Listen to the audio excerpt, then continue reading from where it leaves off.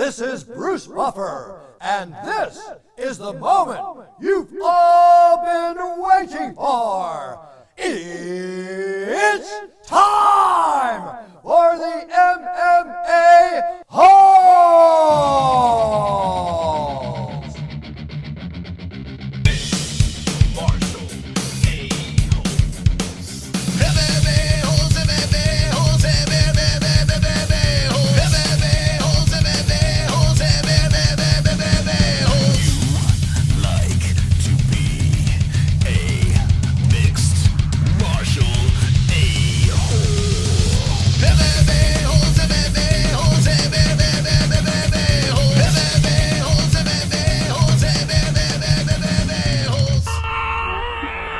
No way.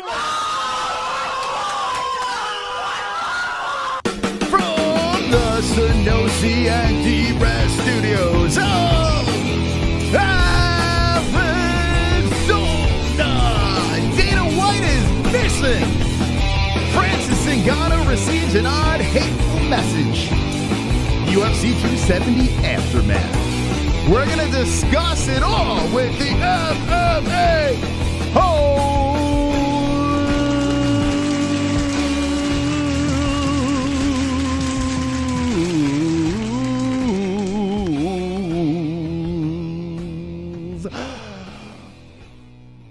Wonderful, wonderful. My little elevator was a little late. Hey, how you doing, Ariel? Welcome to the MMA-Holes live stream. We're here. We're live. We're wonderful, wonderful. We're hanging with the Fukin boys. Hanging with the boys. Very excited about tonight's show because not only do we have a fun card to talk about and break down and get to the bottom of with some upsets up in the money on mybookie.ag, but we have some drama that has spread across the internet, some racism, which was pretty interesting to see. I'll show that. I'll get into that probably second half of this hour because I got like so many things to say about that stuff and theories, and it's really messed up, to be honest. Like, this whole circus has gotten out of control. This is probably the most bizarre situation that I've seen in the UFC. I mean, Tito Ortiz had some stuff going on back and forth with the UFC and some other, fighters along the way. But this one here, it feels like it's messy on both sides. And we're going to show some messages. We're going to show what the party, well, one of the parties said. I mean, we haven't really got the UFC side of things, which I think we should get, just out of curiosity, I mean, maybe we should hear something from them. Anyway, we will get to that after we talk about some of these fights over here. Big shout out to our sponsors over here before we get going, mybookie.ag. And that's right, baby. We did it again. We pulled it off. We got both of the unders correct. We threw with some money on a fight last minute. We'll talk about that, but it's all good, man. We're up in the plus, baby. Use promo code MMA-Holes at mybookie.ag and you will receive a 100% match on your first deposit. So thank you to mybookie.ag. A thank you to Sheath, who got 20% off this wonderful, wonderful underwear. Very unique, very comfortable. 20% off. The promo code is MMA-HOLES. Link in the description. And Head Rush, the same thing, man. We got the promo code, 20% off Head Rush gear. So go check out that store as well. There's 2 links down below for Head Rush, and the promo code is MMA-HOLES. And if you'd like to watch the UFC, ESPN Plus is the way to go.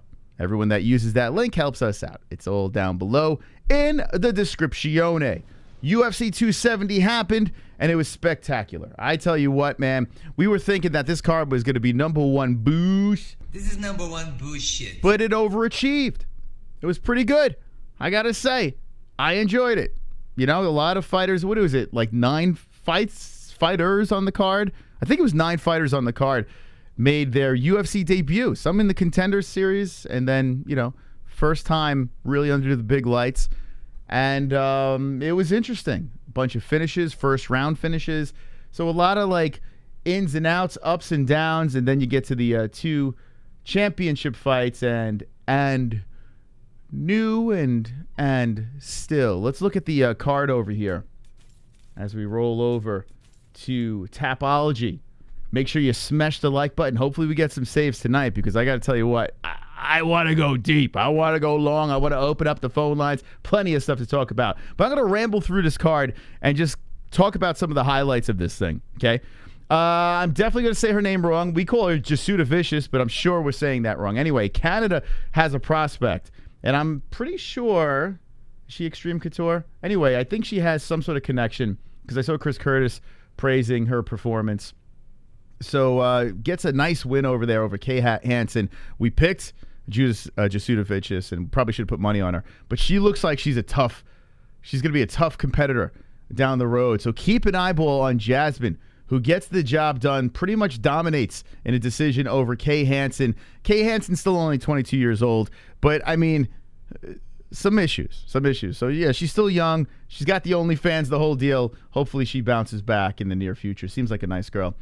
We have a stripper over here. Well, a former stripper. A good story in Vanessa Demopoulos, as she gets the job done. 7-4-0, all hot and steamy. This girl was legit a stripper, and she hung it up. She's like, listen, I'm going to take this serious. She hops in Joe Rogan's arms after she gets the decision win. And not decision win, a finish. I picked a decision. She got a finish in the first round, and she got in trouble. In the beginning of that round, she got a little bit, got a little stuck, dropped to the mat, and comes back, gets the submission, and gets the win. It was pretty spectacular, to be honest. I mean, to come back, overcome that really quick, and have some composure, grab the arm, and take out Juarez. Nice job by Vanessa Demopoulos, and I hope she does well, because she's kind of like a breath of fresh air. At the weigh-ins, she's dropping in the splits, bouncing the puss off the fucking stage, but she's just full of life. And I kind of like that, man. I kind of like the fact that, we got these young, talented athletes that are just spunky and, just bring life to the sport. It's pretty cool. Gets a finish over there, and who doesn't like a finish, right? So Vanessa Demopoulos, probably saying her name wrong, but we'll get it better as she progresses. Matt Frevola, ground and poundage domination. Some was saying, stop the fight! Stop the fight! As this thing was going on, and Matt Frevola just beat the living shit out of this young man over here. Mr. Valdez, who showed incredible toughness, collected his first L. Now, he made his UFC debut, so you got to cut him a little slack. And Matt Frevola, coming off a 2-fight losing streak, Matt needed a win pretty bad. Bad pick by myself on this one, but we didn't put any cash on this. And Valdez takes the L, and Matt Frevola from Law MMA, Long Island Strong, gets the job done, and it was a beating. An absolute beating. I got to say this, though. I like Mr. Mustache. I'm a fan of Mr. Mustache, the guy that looks like Wario. Super chat. We got a super chat coming in. What we got? Kendall Volker is going to kill it on Saturday. Kendall. Thumbs up, clapping hands, all right. flexed biceps. Is she fighting? Is she doing the pillow things this Saturday? And if so, good luck. Shout out to Blaze over there. Appreciate the $5 donation. Look at that. Kendall's going to kill it. Is that this Saturday? Damn, there's a lot of shit going on Saturday. I'm getting all my dates mixed up. I know Eagle FC's this weekend. You got Bellator. You got Caleb Harris. Yo, my buddy Caleb Harris is fighting for the BKFC belt on Saturday. So you know where our attention is going to be really glued to. But, yeah, good luck to Kendall on that one. That's awesome. Kendall's she's been blasted all over the freaking Barstool Sports. Everywhere I look, they're blasting that video of the pillow fighting. So they're getting some really good exposure. So hopefully they do well. All right. That's pretty much all I got to say about that. But, yeah. So shout out to Kendall and PFC. Anyway, Frevola gets it done, and like I was saying here, I enjoy the carnage, man. I enjoy the fact that fighters have a chance to try anything to get, bounce back in a fight. And there were moments in this there where Valdez was countering and connecting on Frevola. Just Frivola's chin held up and says, nah, you're not taking me out, bro.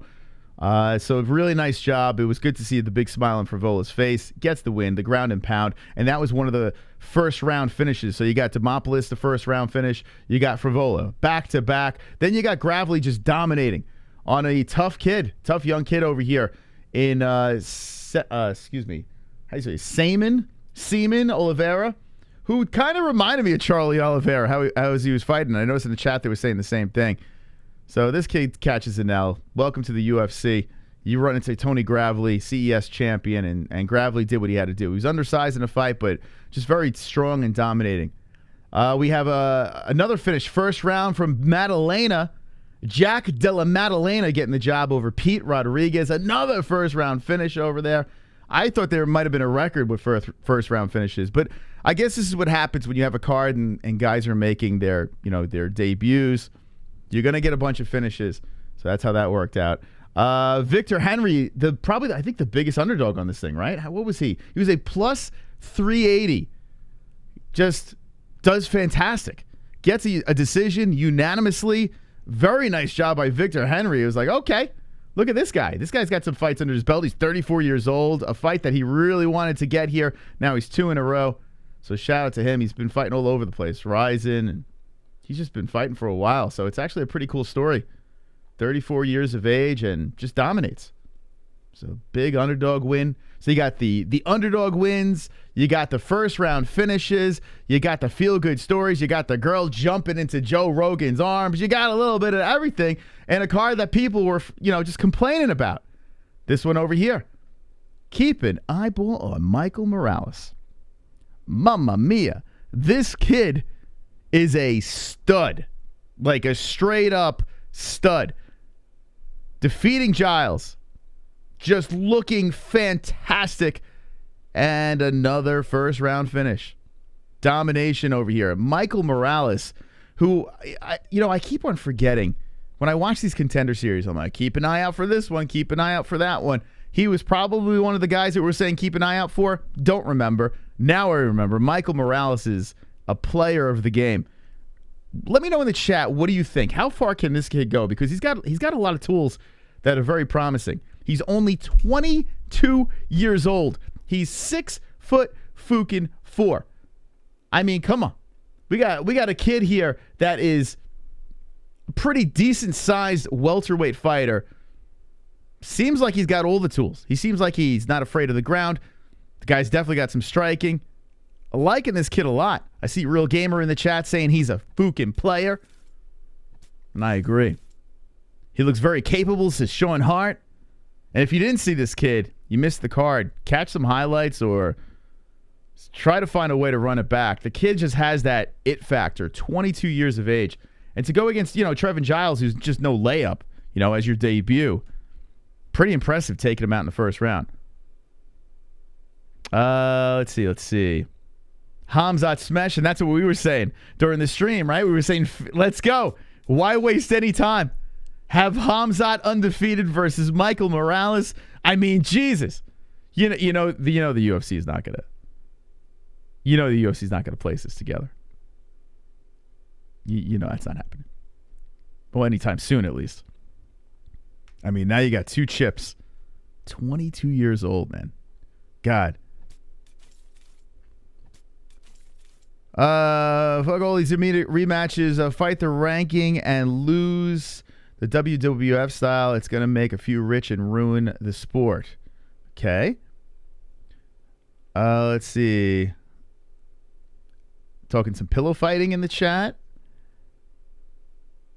That Aussie Della guy looked very good as well. Yeah, I tell you what, Australia, what's funny?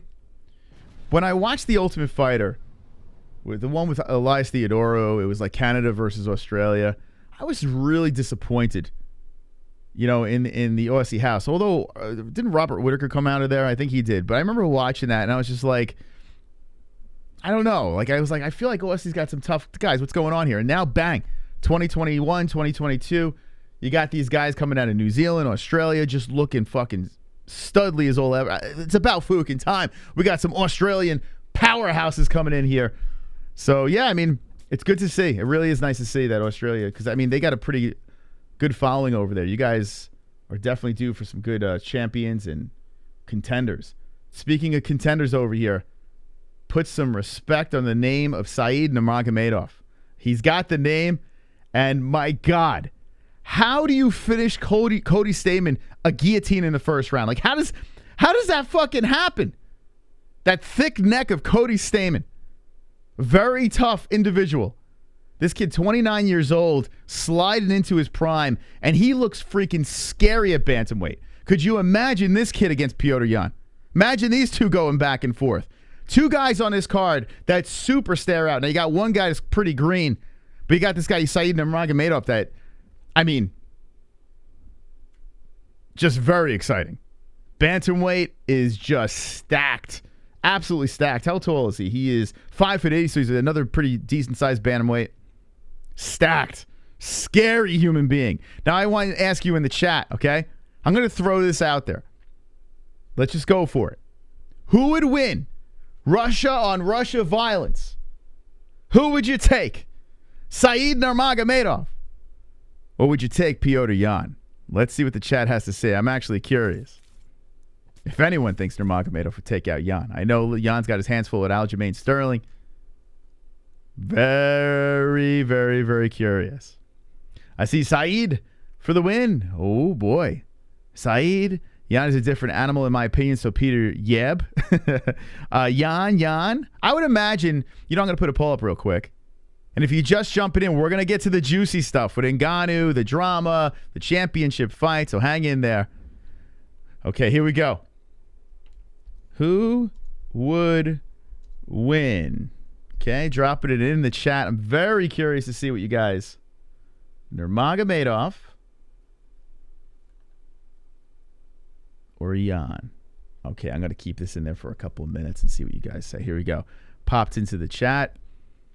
Very curious.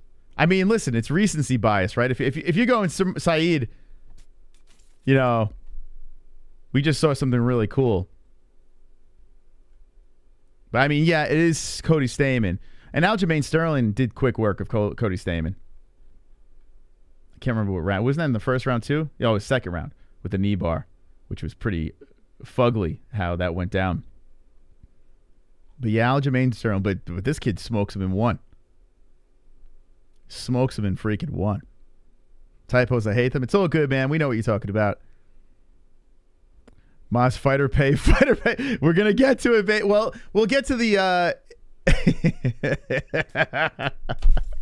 yeah, today, as I was bathing before the show, a lot of my thoughts come to my head when I'm bathing. And all I was thinking was, I'm so freaking... I love this sport. Like, it might be a little bit of a sickness. I think about it way too much when I'm at the gym, when... I'm with my family. When I'm just constantly thinking, I just love it. Because no matter what stresses come in your lives, the UFC, like when those fights happen, like everything is gone. All the drama, anything that's just the stress, the real stuff that's going on in your life, just poof, gone. And you're just watching two people beat the shit out of each other. They're done. The next two people are beating the shit out of each other. And then the storylines. How do you not love the WWE-esque storylines and the drama leading up? Some don't like it. I love it. I love everything about it. And then, the lead up. I love the embeddeds. Whether it's good or bad, how do they edit it? I don't give a fuck. I just want to I want to get my fix. I love Twitter banter leading up to a fight, not Twitter banter and blue balls. But it's so much freaking fun. And now we got some drama that's kind of...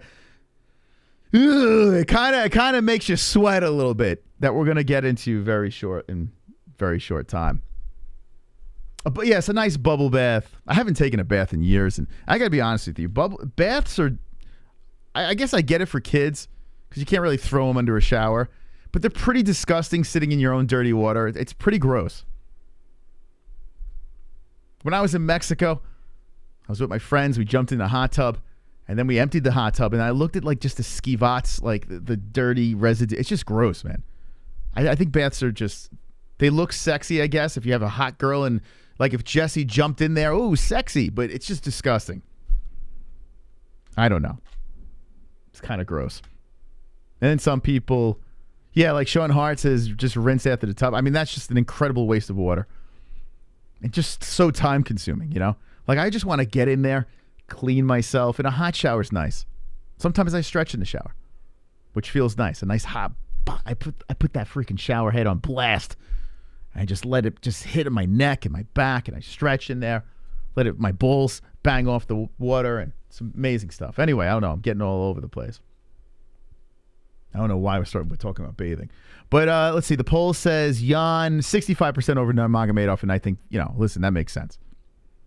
What do we do? Jan looks great, right? He looks great.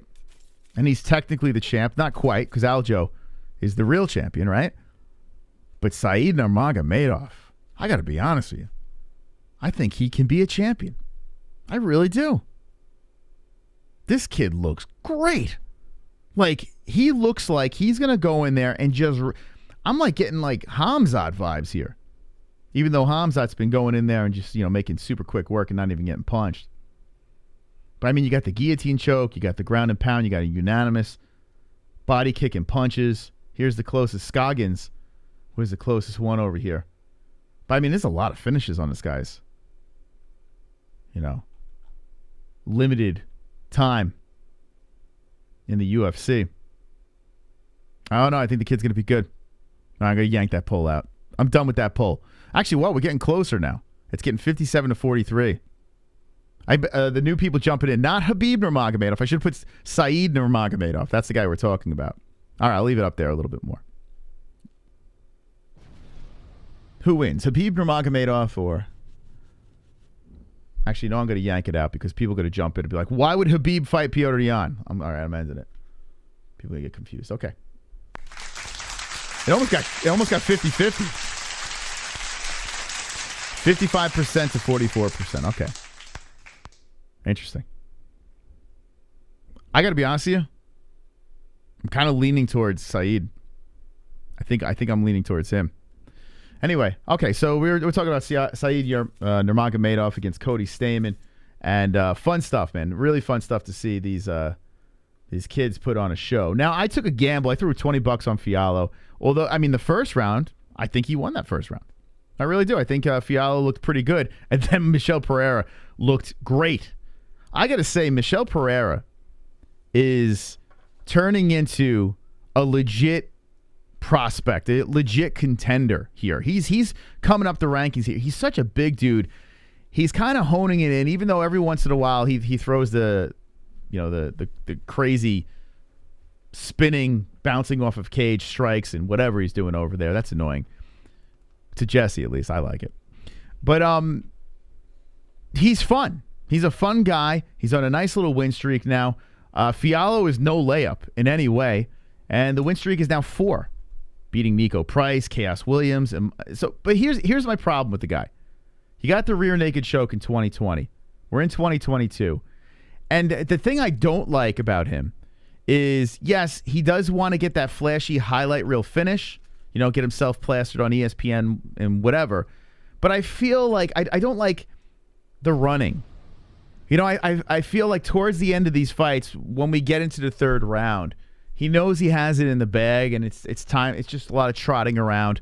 He's fighting smart, but I just wish like he would really go all in. Like we would see everything. Like the kitchen sink come out. What happens in a 5-round fight? Like, are we going to run even more? Like I don't know what we're going to see. So I guess we won't know unless he's a main event. But Jesse, welcome to the show.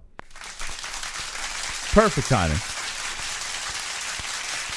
I know you're not the biggest fan of Michel Pereira. But what do you think? I mean, he's on a pretty good win streak. I have said it before. I don't mind him as a fighter. I like him as a fighter. I just don't like the acrobats. But regardless, he didn't really do many of the stupid stunts in the last fight, so it was a pretty watchable fight. I actually liked it a lot. I think he did a great job. I mean, he could be a player, right? He's a pretty big welterweight. He could be a player over here. So, I mean, you got to put a little respect on the man's name. I know he's coming in against a guy that's making his UFC debut, but Fiallo he's a tough son of a bitch. He really is. Really interesting fight. All right, so that's that. Let's get into the title fights. Jesse came in at just the right time. We placed bets here. Both fights earned us some cash. Let's start off with the Figueiredo fight. Co-main event. We got new. Were you surprised, Jess? Yeah.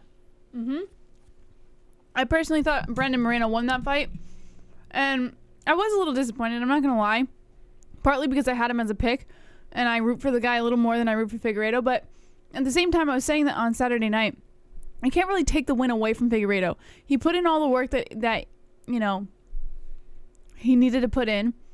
He's not in charge of the judge's decision, and he came in there and gave it his all, regardless. So you can't take it away from him. Wonderful, wonderful. We got the glove touch coming in. Smiley face. Wonderful, wonderful. Thank you, glove touch. You saying? I'm sorry, Jessica, got a little interrupted. So you're saying? No, I'm just saying, like, I'm not gonna pull any respect away from Figueiredo. It actually really bothered me a lot that the fans were booing him when they were doing the post-fight interview. Yeah, it's kind of a piece of shit move. Yeah, it's really fucked up.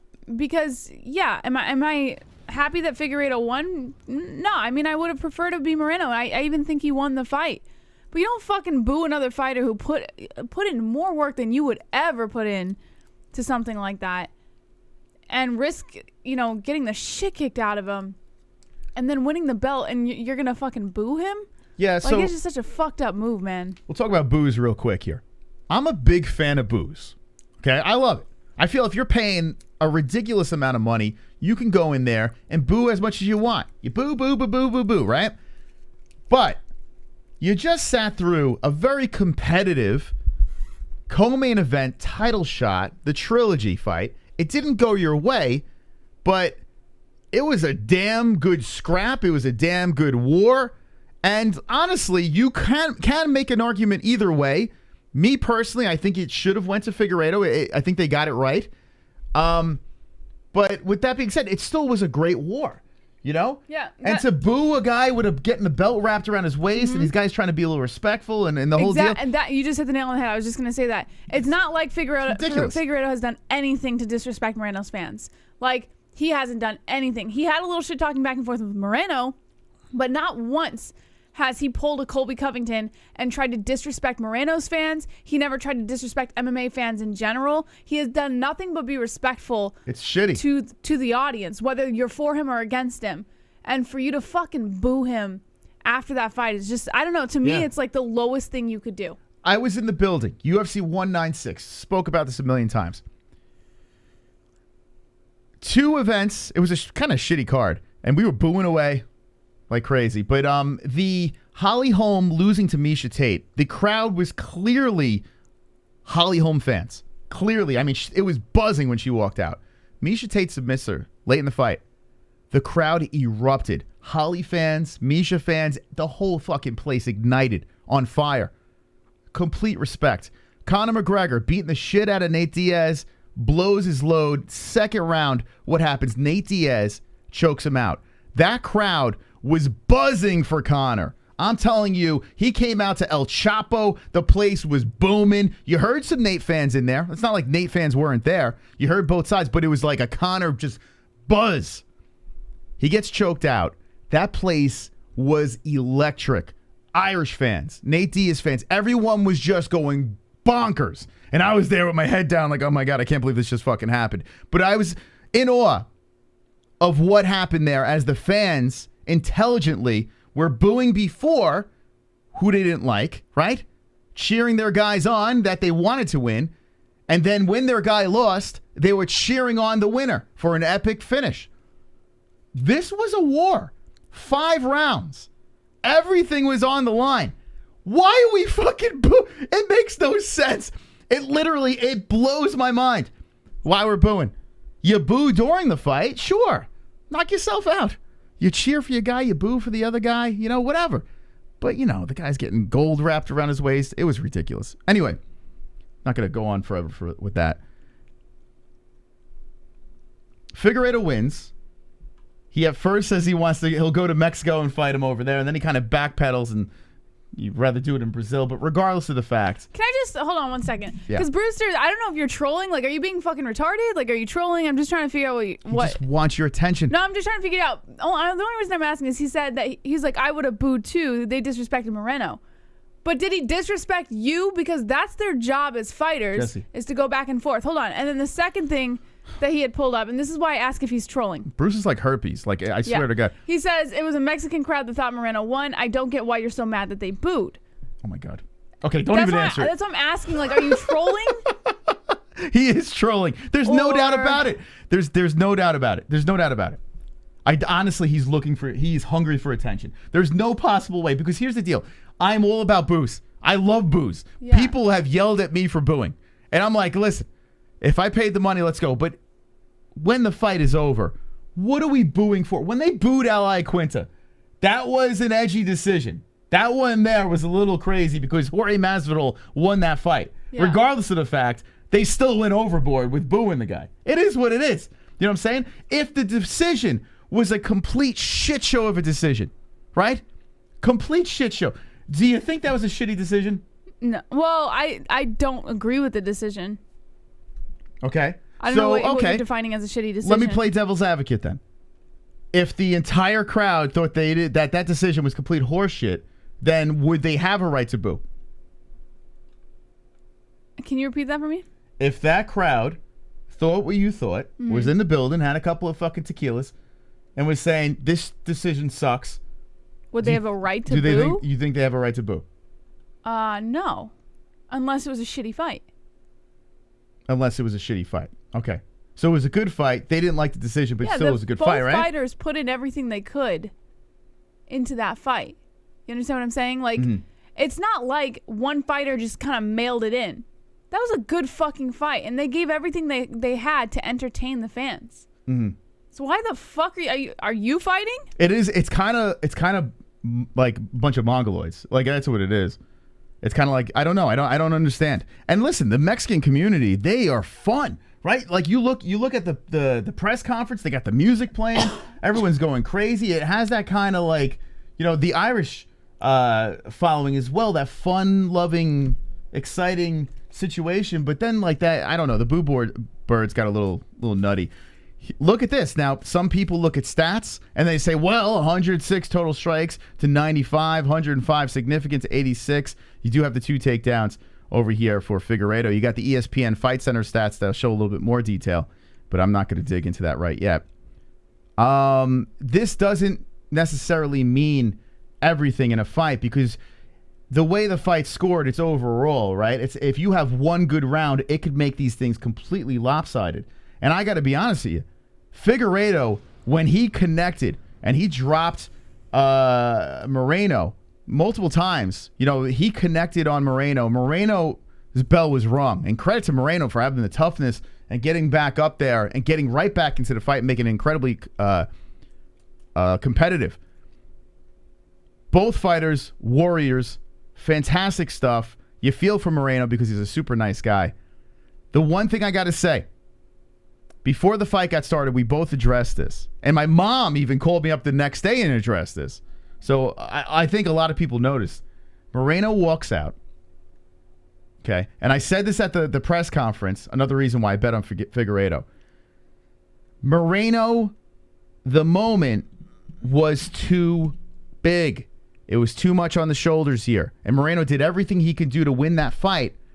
But that played into a part of this. If it wasn't so lopsided with the love for Moreno probably would have won this fight. There's a very good chance he could have won this fight.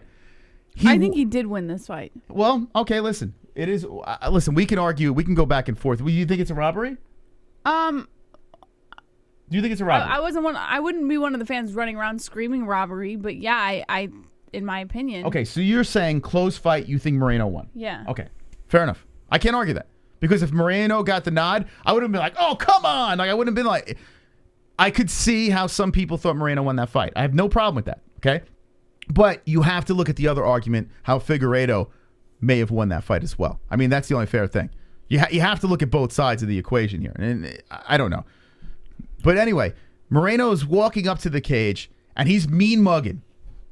Like, he's just like, he has this mean face. Like, it feels like it's so outside of his character. He's just absorbing that energy from the crowd. He's walking into that cage, and it's not like he gassed out or anything like that. It was, I don't know what it was, but I feel like as soon as he stepped in that cage and he started mean mugging the camera and the whole mean mug towards the cage out there, I feel like that was against him. I really do. Like, there's a lot of times we've seen these fights where people are embracing the moment almost too much, and it kind of fucks up the game. So look at the outcome. Figueiredo gets the belt Surprising decision because if you think about it, if it's a close one, the judges tend to go towards the champ. The buzzing of the crowd, they could get swayed, but it was a unanimous decision. A lot of things to look at in this fight, regardless of the fact. I'm not going to go into details, round for round in this thing. We can do a whole show on that. We have a main event to talk about as well. But Figueiredo gets the win. You could lock it up that there's going to be a fourth fight, right? I mean, there's not even a question. Yes, I do agree with that. All right. Let me know in the chat. Do you think immediate fourth fight? What would you like to see for the co-main event? And right after this, we're going to jump into the Ngannou fiasco. Just give me 1 second.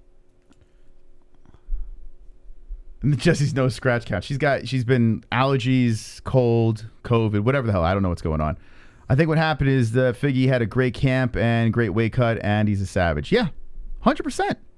100%. I mean, how could you discredit what Henry Cejudo did? And it's the whole, like, it's so crazy, man. There are people arguing with us saying that Zhang Weili didn't look better in the second fight. How could you say that? She lost so quick in the first one? She survived. And it was very competitive. And some people were arguing, myself, that Zhang Weili could have won that fight. Like, that was very close. What Henry Cejudo and the boys over there are doing, it's pretty special. And to take Figueiredo, get him a great cut, get his mind right, he was in the cage smiling. Like, it looked like he was on a Starbucks line. He was just waiting for his fucking latte to be made. He's just like, just hanging out, talking to the guys in the back. Cool. You look on the other side of the cage, you see it like Moreno's asshole was all clinched up. It was bizarre. I mean, you could pull a lot of information out before the fight even happens. Let's see what else we got in the chat. D-Line says they'll fight again. Two Joint says, Carl, with the strength of the Lord in her Seattle grunge red shirt, she will be fine lone wolf. Guido says, doing his grocery list. Proud Babylonian says, but then you could say how was it unanimous? Brewster says he ran to the scales first one. How is it? They all agreed. That's how it was. I don't understand. Yeah, Deiveson Figueiredo looked nervous, says Rob Ortiz. You thought Figueiredo looked nervous? What?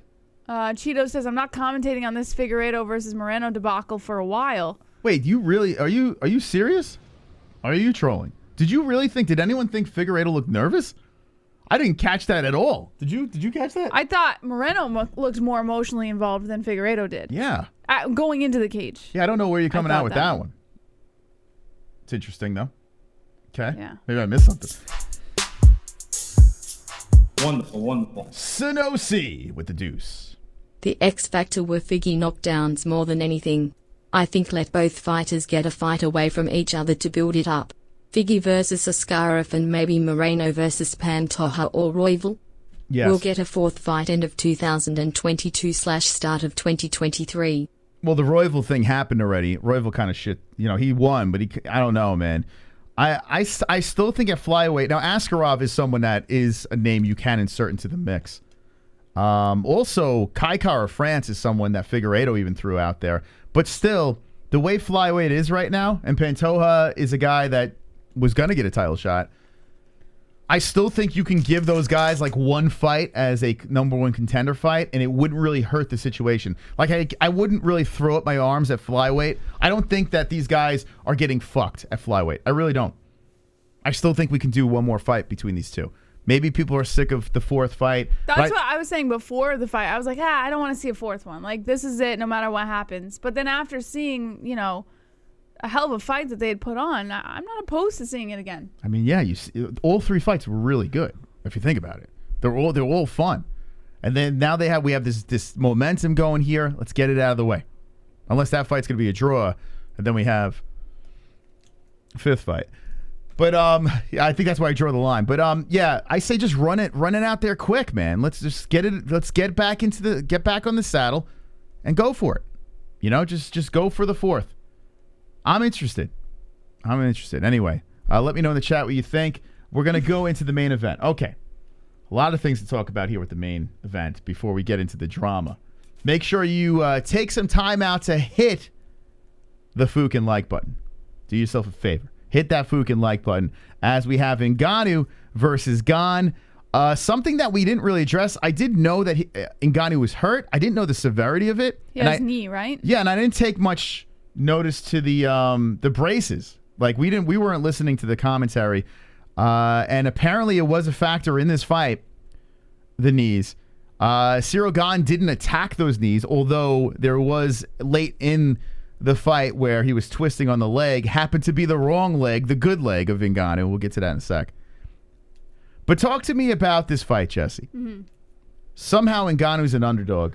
Yeah. And somehow Francis Ngannou did something that no one thought he can do. And I was shocked. Not shocked that he won because we placed money on him, but shocked that Francis Ngannou won the ground? A decision. And he took him to the ground, Jess.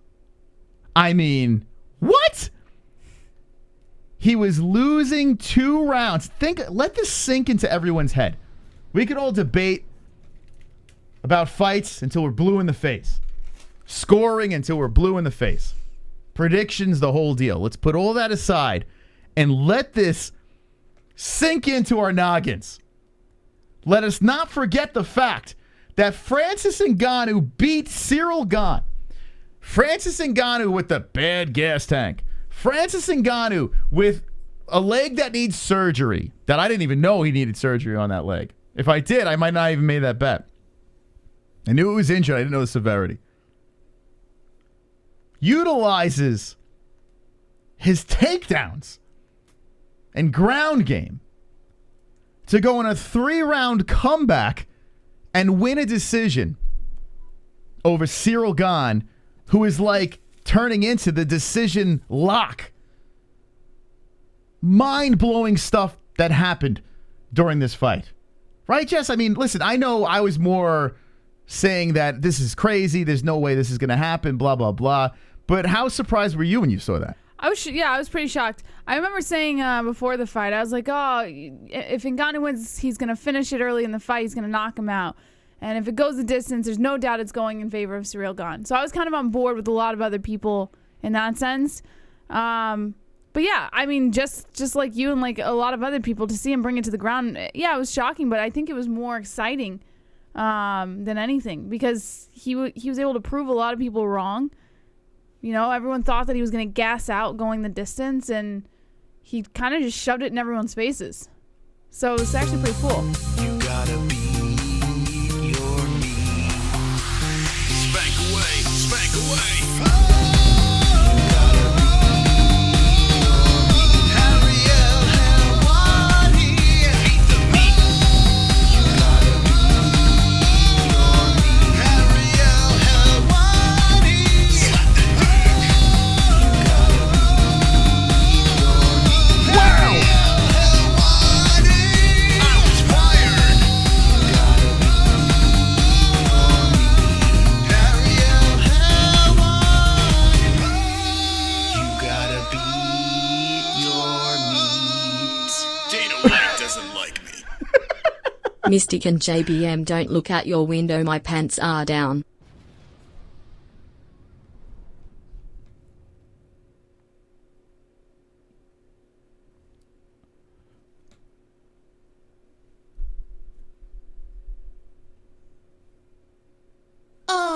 Super chat.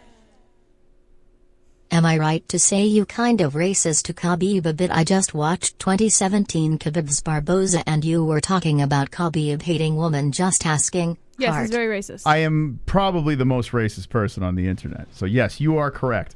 No, that stream, I know what you're talking about. We're getting we're getting comments like years later. My dad was in the background, didn't know what the hell he was talking about, and was saying how Khabib hates women.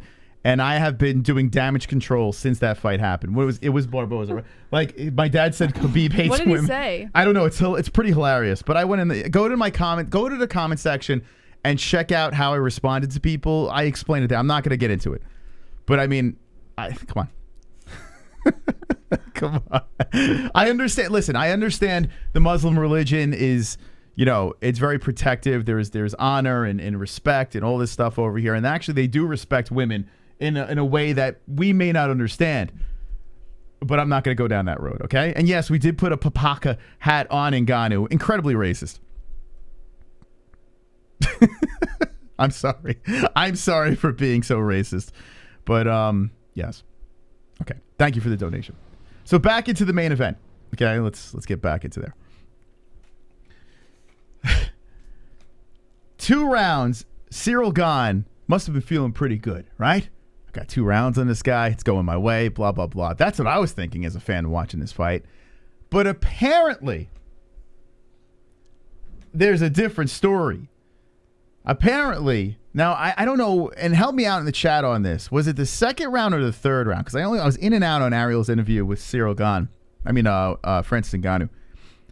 There was a round where Francis Ngannou says, "I got you," because he knew that Ciryl Gane was tired, and also the coach. I didn't know that. Yeah, from Extreme Couture was in the center of the octagon between rounds, and looked and it was pointing and wanted Ciryl Gane to hear it, and said that this motherfucker is tired. Mm-hmm. Like, he literally made it a point to go to the center of the octagon and point to Ciryl Gane and said, "This motherfucker's tired."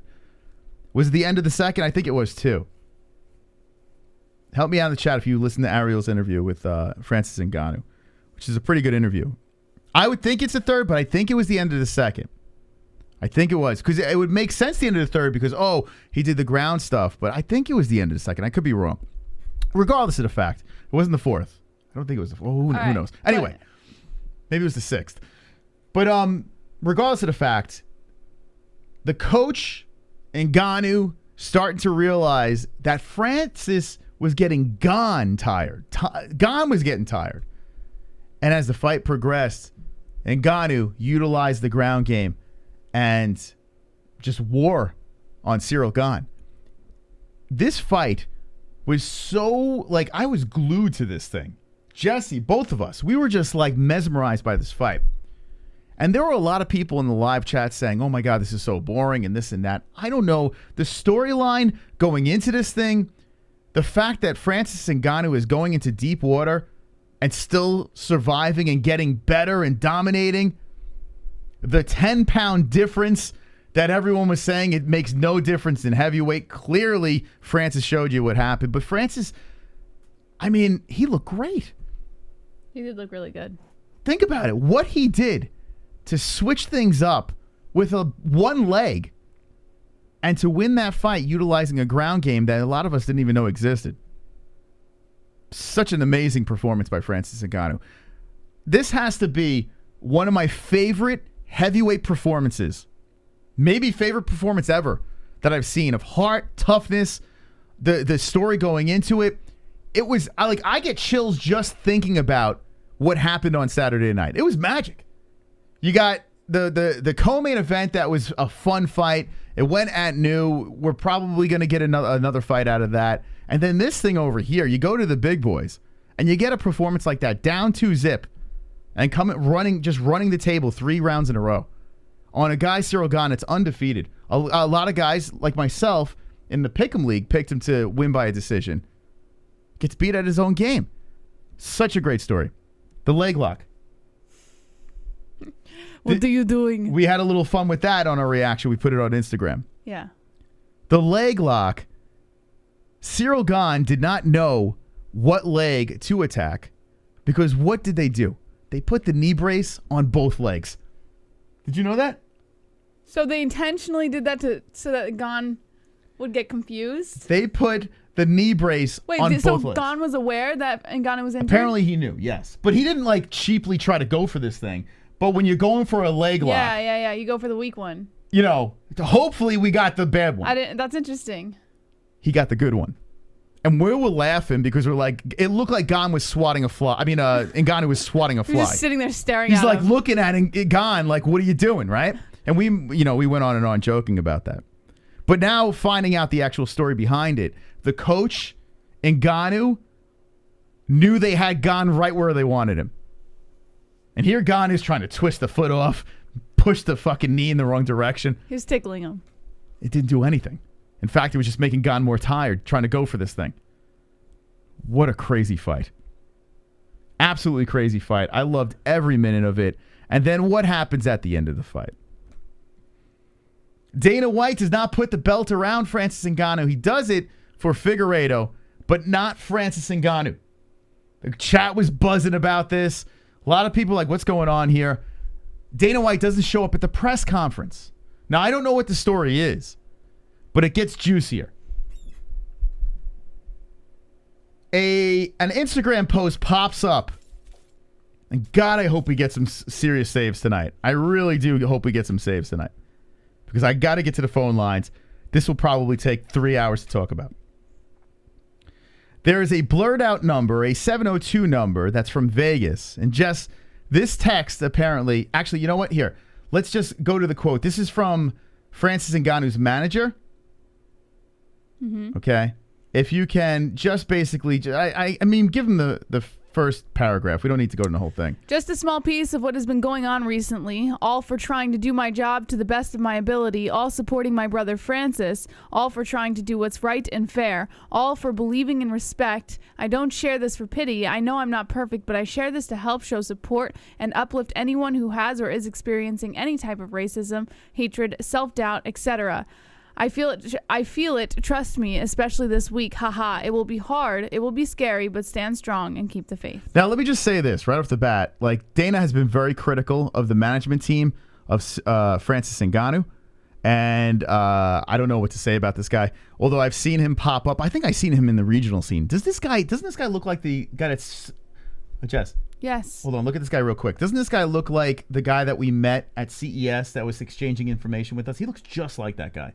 There was a guy that we ran into. We met so many people at CES. Yeah, we might have met this guy at one point. Anyway, I've seen him on interviews before, and he's a real weird dude. Like, I don't know. There's some odd vibe. I don't know the guy in any way, but there is some odd vibe going on with this guy, and the UFC's been very critical about how Francis has been managed. I don't know. Little backstory here between Francis and the UFC. Well, Francis wants more money. He thinks he's being underpaid. Mm-hmm. The management team's trying to get him more money, and the UFC thinks that he's being managed poorly. Okay, you can take whatever side you want to get, but when something like this pops up, and this comment that he makes to a text message like this, it doesn't fucking match up. And anyway, now apparently this text came after the fight. Mm-hmm. We'll read the text in a second, a little cliffhanger. Before the fight, there was an email from the UFC. Yep. Okay? This is where it gets really interesting. Let me go to our... I have the story on it. Yeah, I'll just pull it up so we can just get it, because we have like limited time here. Okay, here it is. Is this it? No, it's not it. All right, Jason Hogholm, excuse me. Thank you.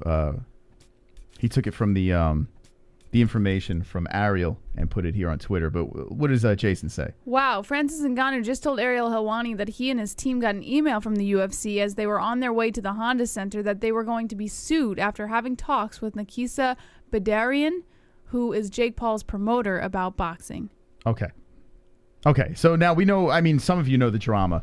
Jake Paul has this guy that's promoting, what does he call him, the Gargoyle, the Gremlin? I don't know what he calls him, Dana White. But he used to work for Warlock. the UFC. The Warlock. He used to work with the UFC. Now he's with Jake Paul.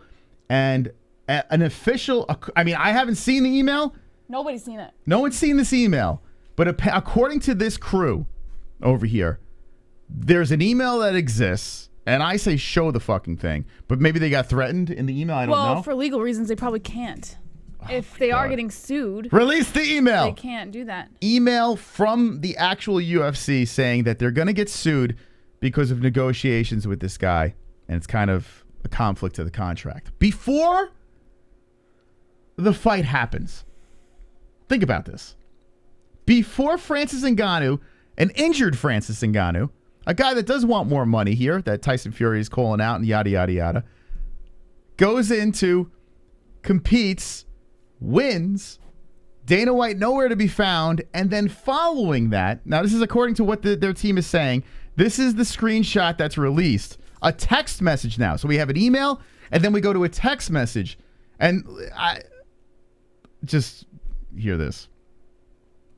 You want me to read this? Go ahead. Oh, boy.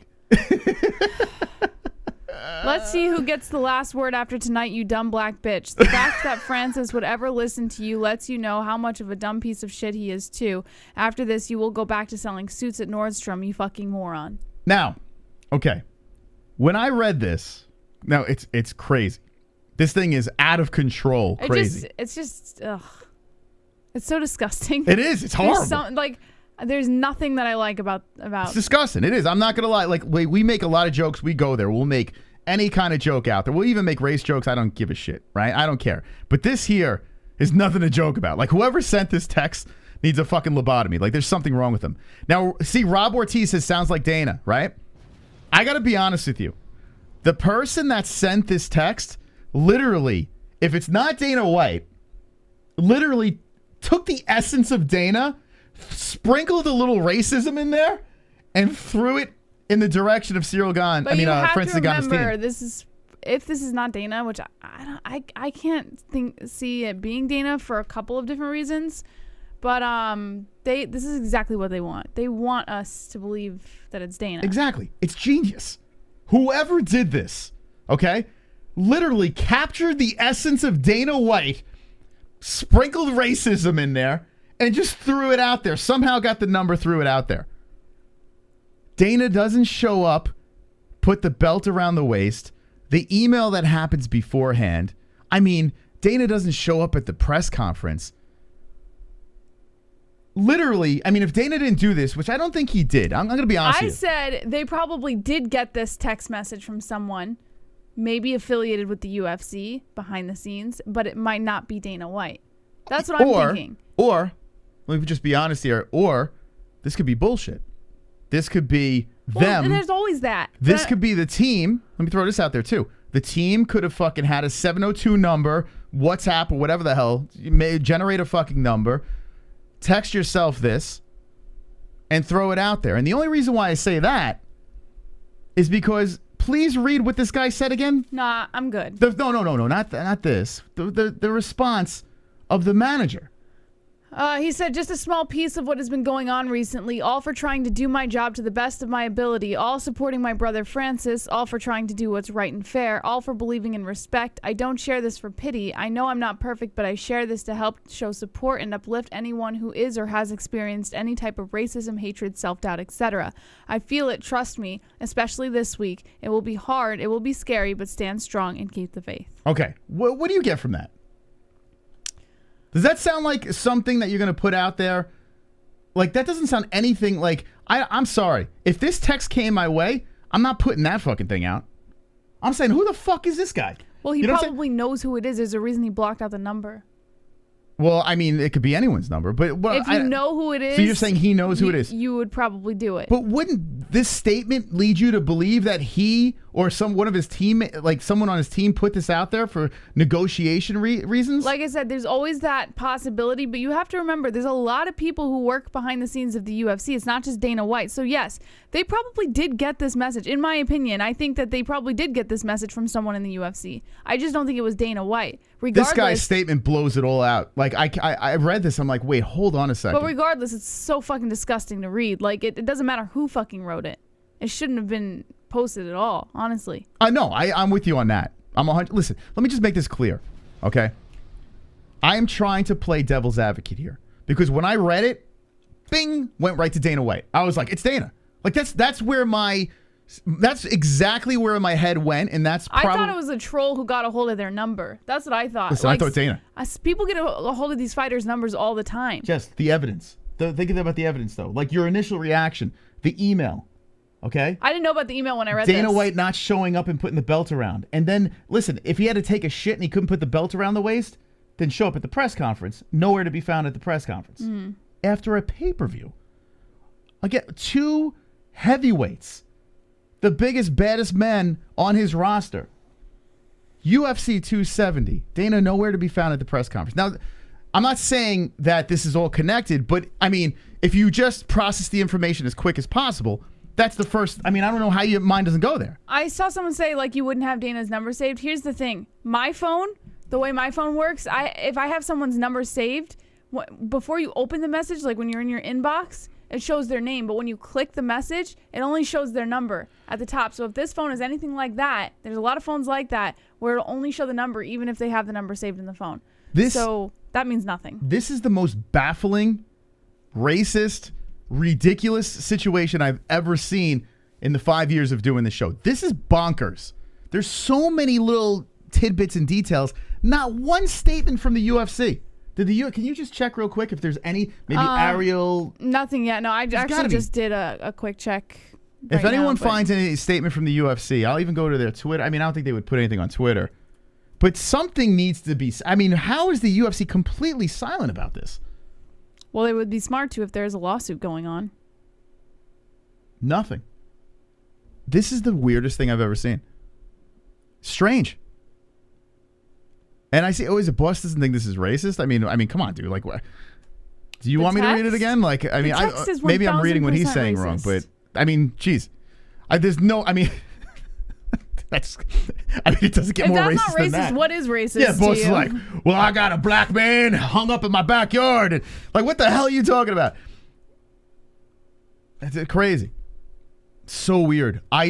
Now processing the information. If you had to say, hey, Chris, what do you think? What's the deal? I don't think Dana did it. I don't. There is a smoking gun that doesn't make any sense, and we need a little explanation, but I don't think Dana did it. I really don't. But whoever sent out that text did an amazing job capturing the essence of Dana White, because we've seen him respond to many of people out there, and that's legitimately out of like the Dana White playbook, you know? Yeah, there's nothing here on any comment from the UFC or Dana White. It's wild. But like I said, if there's a lawsuit going on, if there's anything legal going on, they'd be smart not to say anything. Because here's Ngannou's team blowing up social media with all these emails and text messages and this and that, and this happened and that happened, and the UFC staying quiet.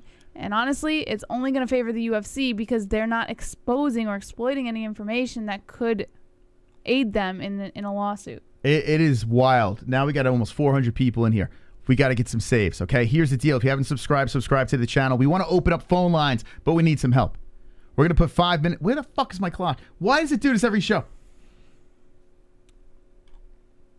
I knew I forgot something. I got to check this every show. So this is like the new thing. Here we go. Okay, we got 5 minutes on the clock over here. Every donation that comes in, we're going to add time to our clock. So let's go, people. Let's get the phone lines open. The clock has begun.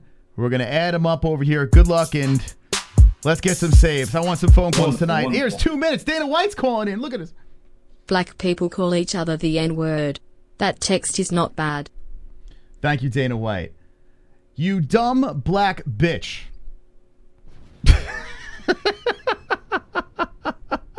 I mean, come on. I mean, what? What? Thank you, Dana White. I appreciate that. That's 2 minutes right there, and that's how it works. So please, please, please, if you do have a hero inside you, drop the donation. It was Conor. That probably was Conor McGregor, That's yes. pretty funny. And let's go. But so, Jesse, what do you think? So now everything, you have whatever information that we've collected, that we spoke about here. You got it rattling around your brain. What is the real story here? What's the real story? What happened? I don't fucking know. So you have no theories? No. First of all, I don't think anybody should have any fucking theories here. It's easy to come up with assumptions, but honestly, like, who are we to say that this is Dana White or the UFC or not some fucking troll or his team himself trying to shed a bad light on the UFC? Like, we don't know. And honestly, I think we're not doing our jobs by sitting here coming up with some fucking conspiracy theory, because it could... Not a conspiracy. We don't have all the information. All we're trying to do, this is all we're trying to do. We're trying to say, okay, with the evidence that we have limited evidence. Where's the conclusion we're going to come to? It's not like it's completely right, but I have a conclusion. I think, personally, yes, the UFC is salty. There's no doubt in my mind. I think this text was a fucking brilliant human being, either working with Ngannou's team to throw this out there. I mean, because a Vegas number? Yeah, it's, you know how easy it is to get I mean, think about it. It's so easy to get a phone number. You could go on Google Voice and just say, I want this area code. It's the easiest thing in the world. Super chat. All right, we got another 2 minutes. We got 4 extra minutes. Doesn't it seem a little too on the nose? It does. Right, that's what I'm saying. Like, it's a little direct. It's a little too forward. I mean, it's not to say that someone can't be that way, but to me, it's like, convenient that this message was leaked shortly after the title snub, with Dana White not being in the cage and Francis Ngannou winning. I don't know. It's weird to me. I'm going to unlock this. Super chat. I'm going to unlock this. We got another minute over here. What do we got? It's just South something over there. South Hall. Thank you, Ron South Hall. That's 5 minutes. So 5 guaranteed minutes. 5 minutes. 2 minutes left in the game. Chat. Kendall, what up, Kendall? Crazy. That's another 5 minutes. 10 minutes. Thank you, Kendall, for the donation. Appreciate that. We're getting closer to phone calls here. Thank you so much. And this is a crazy situation. Crazy situation. Super chat. Real gamer. Francis is a straight genius to get the win and now is awaiting release from UFC poverty prison contracts. Save the show. Thank you very much for the opinion. Jason Osada in the chat. Oh, shit. I want to point something out real quick. Wonderful. You got it. We got a couple of minutes. If it was an Asian and he called him black, then maybe. But calling a rival who you hate, who is black, a dumb black bee. Serious? That's racist?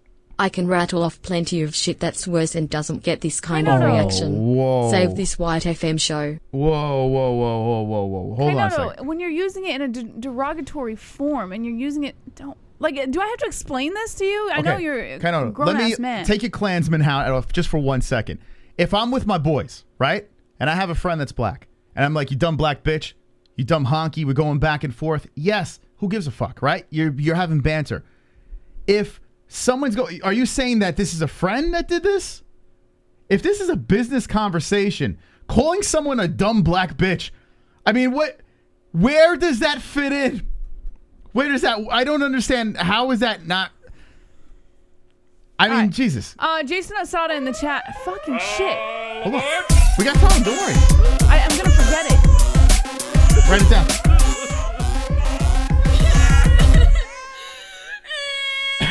Limited time left. 21 minutes. 21 minutes of phone calls. Totally wasn't me. Dana did it. I mean, Fucam. Get the fighters the pay they deserve. Okay, thank you, Jake Smollett. All right, Jess, make your point. Okay, real quick. Jason Asada in the chat said that this was just one text message. There was obviously a conversation, and that's something that nobody has talked about yet. Why is there a screenshot of just one text message, and how would it be warranted for just this random message to show up on someone's phone? Where's the rest of the conversation? Yeah, because it's planted. I'm saying like that. That's my theory. Kind of like now that I didn't think about. I didn't think about the fact that there was no other. I'll get more into my theory. We got 21 minutes. We got another one here. Okay, here we go. 23 minutes. Michael Jordan. Wonderful. We're going to add 20. These got to be quick calls tonight. You can actually get an app where you can spoof and even change the caller ID. This sounds like it's right out of Juicy Smollett playbook. Yeah. Save TS. Thank you very much, guys. Hey, listen, let's give a shout out to the 23 extra minutes, the people that saved the Fukin show. Let's go. We got 23 minutes. Let's go. All right. Throw it on the clock. We're going to take a quick break. When we come back, we are going to open the phone lines. We need to make them especially quick. If we hang up, we're not being, assholes, but we need to get as many calls as possible because we have a fire show tonight. We have some intense drama. We spoke about the actual fights, what happened in those fights, the amazing stuff that happened, not really many bad moments. It was a fun card. But here we are at the end of the show. It's hot, it's juicy, it's sexy, it's racist. We have Ngannou, the mystery text, the emails, where was Dana White? We're going to solve the mystery when we come back after this break. My name is Mystic. What's your name, and how can I help you? This is Lone Wolf, a.k.a. All Heart, a.k.a. Lone Wolf, a.k.a. Silver Carl. How's it going, Silver Carl? Wonderful. Yeah, my name's Casper, and I'm a goat. Sean, how are you tonight? Fine. Which one's having? Yo, drunk, what's up? Yeah, this is DVSB. I have an addiction problem. Okay, well, this is Real Gamer. Man, your voice sounds a lot faggier on the phone. Hey, it's MJ, the artist formerly known as Kevin Lee. How you doing? Hey, my name's Dan. I got a question. So, Yo, Sanosi. What's up, Snowy? what's up, you guys? It's Justin James. Hey, guys. It's Kevin from Denver. How you doing? Wonderful, wonderful. Hello, Mustafa. 832, you're live with the MMA-Holes. What's your name and what's on your mind? Hey, what's up? It's Paul. What's up, Pulse? Hey, Pulse. Clocks.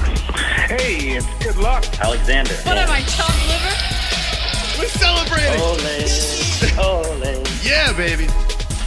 617, you're live with the MMA-Holes. What's your name and what's on your mind? Michael Anthemo from Boston. No way! Michael Anzalone, you just gave me butterflies when I heard your voice. Michael, welcome to the show. Huh? It's the knitter. Hello, guys. How you doing? Hi, Jesse. Hit the like button, you folks. This is the double champ. Yeah, I want to talk to you. You know I'm not big on talking about fighters that much, but... Hey, this is Jeremiah. Hey, it's Kevin from Chicago. No, they got to talk about these fights real quick. It's Mike Hill. Jesus Christ. I'm over here trying to stay awake and shit. Jesus. Oh, my God. Yeah, it was doing it for you, huh? Like, no one cares, Justin. Who the fuck you talking about? Brooklyn Dodgers? Who the fuck them? I don't give a shit about them. Yeah, he thought the Brooklyn Dodgers should be the ring girl of the year. All right, That horse that... Okay, Chrome, thank you, man. Wait, he has stuff to talk about. He's making fun of Justin first. Don't hang up. Hey, Anything else? stay white. Okay, I appreciate that. Okay, 516-522-0267. If you are just jumping in, you got to the meat of the show. We're about to open it up to the people. There is a missing man, and it's Dana White. We don't know where the heck he is. After the Figueiredo victory and new missing in action, Dana White nowhere to be found. Moss, real quick. What if Dana White put money down on Ciryl Gane with some like heavy hitters, and whacked? Ciryl Gane lost, and he's in debt to them, and so right after the fight they like carted him away before he had the opportunity to get inside the cage, and now he's in someone's trunk somewhere, and that's why we haven't heard from him.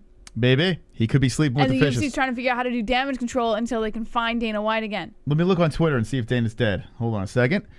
Maybe he's not here anymore. I don't know. Maybe is Jesse right about that? Let's see. Dana White. All right. So there's a tweet 13 hours ago. He's probably dead. He did put a tweet up with like some sneakers or some shit. I don't know what the hell that is. UFC does that, Moss. It's called a marketer. Okay. He might be dead. Is he dead? Trying to keep people calm and Is not dead? come up with these theories. Wonderful, wonderful. Is it all about dead Dana? What's going on here? Dana just signed Francis already. Dana just signed Francis already. I mean, that would be nice. I really don't want to see Francis go anywhere else. I do want to see him compete. I want to see it all get squashed. But this is messy, man. It kind of feels like the Cyborg situation, although Cyborg is coming off that loss and it was just ugly. This is just on another level, man. This is just, it's crazy. Gonna smash. Matt! Gonna smash. Ooh, the train! Beat everybody. Gonna smash. I'm gonna finish everybody. I'm gonna finish everybody. I'm gonna finish everybody. I'm gonna finish everybody.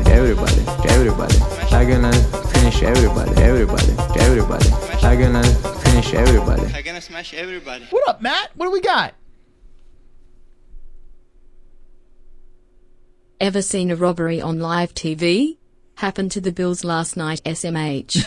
Don't forget to buy Bitcoin on this ticket. Go Bills. I tell you what, man, both games yesterday were insane. But listen, that's for another time. Maybe on the second channel we'll discuss that.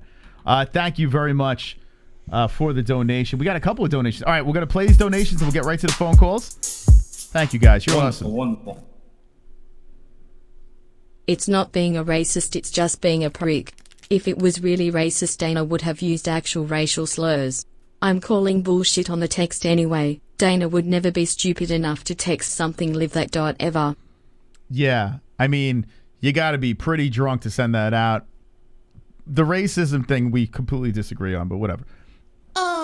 Super chat. Anthony Hallberg, what up? I would love all fighters to become rich, but if you cannot the needle and sell PPVS, you're not worth much.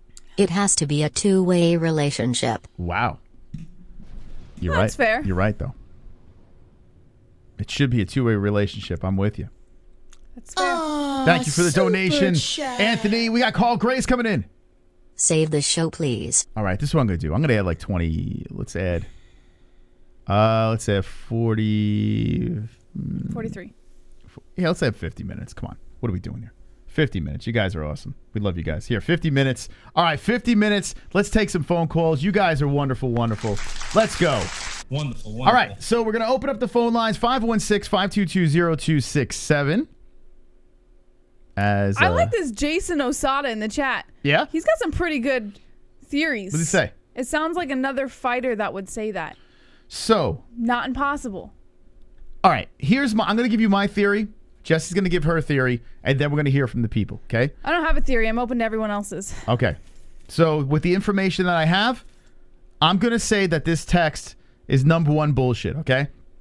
It could go either way. It could be someone is just trolling, got the number, timed it beautifully, and sent this thing, and away we go. But the thing that I'm leaning towards is someone and I'm not saying this is the truth, but I do believe that someone in this team could have planted this because it's just weird. The whole thing is fucking weird. It looks like it's just a ripoff of what Dana White would say, sprinkle a little of controversial racism stuff in there. You know, the white middle finger emojis, like it's just something off about this. Something doesn't feel right. So I think this was planted. Now, when it comes to the emails about the UFC before the fight, I mean, that is just, if this is true, we need the evidence. I don't have the evidence, so I don't know if that's true. I have no idea. But here's the problem. Dana White didn't wrap the belt around Ngannou's waist. Dana White didn't show up at the press conference. So there is a part of me that has to believe that they are somewhat guilty in this thing. So I think both sides are wrong. I feel like this text was planted, and we need more information to go full force. So that's what we're going to go with my point of view. 516-522-0267. Keep calling in if you can't get through. Wonderful. Might be jammed up. Kai Noto. Kind of surprised you haven't run a poll on this. This text is as racist as Juicy running at 3 a.m. eating a cock sandwich and then getting jumped by two white guys. The outcry for this text is just as bad. Okay, let me just do this, Kainoto. Let me put it to you this way. Go up to a stranger, film this, please, who happens to be black, and say I want you to run this line, okay? I want you to go up to a stranger, please have someone record this, and say, let's see who's got the last word after tonight, you dumb black bitch. That's all you got to say. Please record this. It must be someone that you don't know. You can't plant the person. Send that to me and tell me how that works out. Okay? Tell me if it's racist or not. Let me know. Let me know how that goes. 516-522-0267. What do you think? Should he do that? How do you think that's going to work out? Listen, you can't reason with stupidity, Moss. All right. But I appreciate your opinion. I do appreciate it. I just severely disagree. Call from Pulse Reloaded. Ah, there we go. Here we go. A resident black man of the community needs to speak up on this. Welcome, Pulse. Thank you. Thank you for having me. Thank you, my friend. Yeah, I'm gonna just put it out there. Colby Covington is the one responsible for that text. So you're saying, this is an interesting angle. You're saying Colby's the one who sent this text. He hates minorities and especially heavyweights. He called Fabricio a filthy animal to his face, and Fabricio caught him with a boomerang. Jess, what do you think? I think we can wrap up the theories now. Okay, we'll stop the show right now. Thank you very much. Wonderful. You did it. You hit it on. Okay. Thank you, Pulse. Laters. What do you think about that, friends? I mean, that must be it, right? It's got to be Colby. Has to be. Or who was that other guy, that new guy that popped in there that was just going nuts? I can't remember that guy. He was like ripping on gays and shit. I don't know. Listen, I love a good racist joke. It's fun. I love old When jokes. it's a joke that But- both people can mutually understand. What are we doing here? Like, Call from Timmy.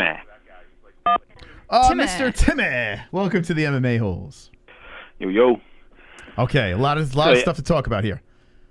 Yeah, like that person saying, I need to see the whole fucking conversation. What if that guy was like egging fucking Dana or whoever it was on saying racist shit first? Yeah, that's what Mr. Osada was going for in the chat. He was saying, where's the rest of the conversation? We don't have the email, the infamous email. It's a little weird that, like, completely unwarranted, this message just pops up out of the blue with no other message before that. Like, I don't know, to me, like, I don't know anyone who would just randomly text this message out without anything to warrant it. Well, they've been negotiating the contract, and obviously it's not going too good. Yeah, like, what's the odds? Like, what's the odds that, like, this miraculously pops up when you're negotiating? You could play the race angle now. You know, like, it's just, I'm not saying this is guaranteed the answer, but it just seems fishy. Yeah, Dana White wouldn't be this stupid. Yeah. Yeah, he would block his numbers. I mean, use like a burner phone so it can be traced back to him. Exactly. This is like something MJ would do. Anyway, anything else? Oh, shit. Oh, yeah. People fucking bitching about the co-main or the fucking robbery. No, it wasn't. I mean, I thought Moreno did enough to win and shit, but come on. I mean, that's fair. Yeah. I'm not mad at it. Yeah, completely fair. Listen, I understand why people are upset. You want Moreno to win. It's a close fight. It could have went either way. But what are you going to do? You're going to get a fourth fight. I don't know. We got to wait at least a year before we do the fourth. I mean, let them go off and fucking get some wins, some new fucking blood in the mix. Come on. Yeah, but at flyweight, let's be honest. Like, I threw a couple of names out there. But let's be serious. Out of all those names, what's the juiciest? The fourth? No? Oh, it depends on what's the fight coming up. Kai Kara France versus what's his name? Yeah, he's fighting. Isn't he fighting Askarov? Wait, who's he fighting? Hold on, let me look. I forgot now. Kai, he's a stud, man. What he did to Cody, the greatest chin in the world, Garbrandt. Let's see. He is fighting. Yeah, Askarov. I mean, that's right there a number one contender fight. So what do you do? You run it back as quick as possible. When is that fight? That's in March. So yeah, so let that fight happen. If it's like some spectacular thing, give the winner that a tire shot. But that's what I'm saying. Like, when does Moreno want to run it back? When does Figueiredo? I mean, you might be able to run it back in summertime, somewhere around there. I don't know. And who the winner of this fight gets next. I mean, it would all work out. It's not like Kara France and Askarov are just sitting around. They're going to fight in March. You know? Yeah. If they didn't have a fight coming up, I would say, okay, you have an argument, but they do have a fight coming up. So let's go forth. No? Yeah, because come on, Figgy and Moreno, they went pretty hard in that fight. They're going to need some time to fucking heal up. Yeah, there's going to be some time for sure. But, listen, I'm in no rush. Flyweight should be thrilled that they even have a weight class. I mean, Dana was going to scrap them from the actual UFC. So let's just deal with what we got, Yep, there you go. Yes. All right, Drunk, thank you. Oh, and one last thing. On the pay-per-view in the comments, that guy that was going back and forth with you guys talking about John Jones. Yeah, we were having a little fun with that guy, yes. Who? Go back and read it. I think that was actually John Jones under a fucking troll account. I was thinking the same thing. Who? There was a guy, I was playing with him a little bit. The Don. Yeah, he's called the Don, and he was going on and on. It was bizarre how he was defending John Jones. So I usually don't respond that much, but I kept responding because I wanted to get more out of this guy because it didn't make sense why this guy was like, either he was fucking John or he is John. Like, there's some bizarre... Maybe it was Devin Clark. Do you think that was Devin Clark? What was he saying? It was Devin. I don't know. He was going on about why Jones got kicked out of the gym, all the charity he's fucking doing, and the shit you said wasn't correct. Yeah. Like it sounded like popping. damage control? Yeah. Yeah. Yeah, it was interesting. That's why I kept going at it, because I was curious. I wanted to know what more this guy was going to... But he didn't give me anything else. So I couldn't really pull any info. Go back and read it after the show and just read it in John Jones's voice. I'm gonna read it right now. What a bunch of coke in the nostrils. Hold on. And here's the funny part. I like John Jones now. John's grown on me. Like, I want to see John fight, But I mean, listen, it is what it is. The guy, we don't even know if he's coming back. What are we even talking about him It's for? on the last page. Oh, here. Anyway, all right. This is like weird drama for another night. Thank you, Drunk. Appreciate Well, it. I want to see if it looks like John Jones. Come on, we have juicy shit. Okay. Later, slap nuts. There we go. Yeah, Jess, on off air. We can go into this. Is like, why give this guy his time to shine? That's what he wants. 516-522-0267. Give us a call, friends. If you can't get through, it's busy, just keep calling back, and we're going to try to get everyone in. Call from Beyond Infinity Dynamic Coaching Life Improvement Workshop. Hey, Beyond Infinity Dynamic Coaching Life Improvement Workshop. How you doing? Wonderful, wonderful. Hello. Nice. I'm wonderful as well. Wonderful, Okay, a lot of stuff to unpack in this controversial main event. I want to know what you think about it. You were in the building, right? Yes, I was actually in one of the front rows. Let me ask you a question. You were in the front row? Well, I was almost in the front row. I was behind the front wall, but I was still pretty close. Okay. And were you like, let's go, champ? For who? Oh, anyway. So what happened here? You're sitting pretty close to the cage. I'm sure the place was buzzing. It was a pretty damn good card, right? And Dana White doesn't put the belt around Francis Ngannou. What's going through your head? Mm-hmm. Honestly, I didn't notice it, to be honest with you, because I was just happy I was there. As corny as that sounds. Okay. But I can tell you why. I guess I don't really know the real reason, but I think it's a little childish of Dana White to not wrap the belt around him. It's a little silly. It's just a belt. Mm-hmm. At the end of the day, even though we respect all these titles, it's a belt. It's not like you're giving your life savings to the guy or whatever. But I can also understand why he's not happy with him, because he probably wanted to see him go toe-to-toe, and all Francis really wanted to do was grapple. But I was impressed by Francis, personally. Mm-hmm. Yeah, right. I mean, how could you not be? Did you see it going to a decision with Francis winning? No, I thought it was going to win by fifth-round knockout. Fifth-round knockout. Okay. Well, listen, his cardio held up, so, I mean, anything was possible. Okay. And what else is on your mind? Well, I think that main event shows me that I think, honestly, John Jones dominates Francis Ngannou and Ciryl Gane. John, okay, I'm going to talk to John another time. Because, why do we give a shit about it? Like, listen, I think John's the GOAT, okay? I think John's the greatest, but, like... This is weird. Yeah, I know, it is weird, right? Maybe you think that's John Jones? It's weird, man. I think John is the GOAT. I do. I really do think John is the GOAT. I argue with Jesse all the time about this, although I can't get into this conversation because we don't even know if he's coming back. We have no idea. Wait. Who does Jesse think is the GOAT? Nurmagomedov. Yeah, I always just say that. Yeah. She's funny. Okay. Okay. What else? Thanks. Okay. Do you want me to tell you something? I'll go right quick. I'll do it quickly. But do you want me to tell you some things I saw at the event live or whatever? Well, you got to make it very quick, yes, because we have limited time. I mean, you have like 40 minutes, but okay. Okay. But not all 40 minutes are for you. 516-522. I mean, Jesus Christ.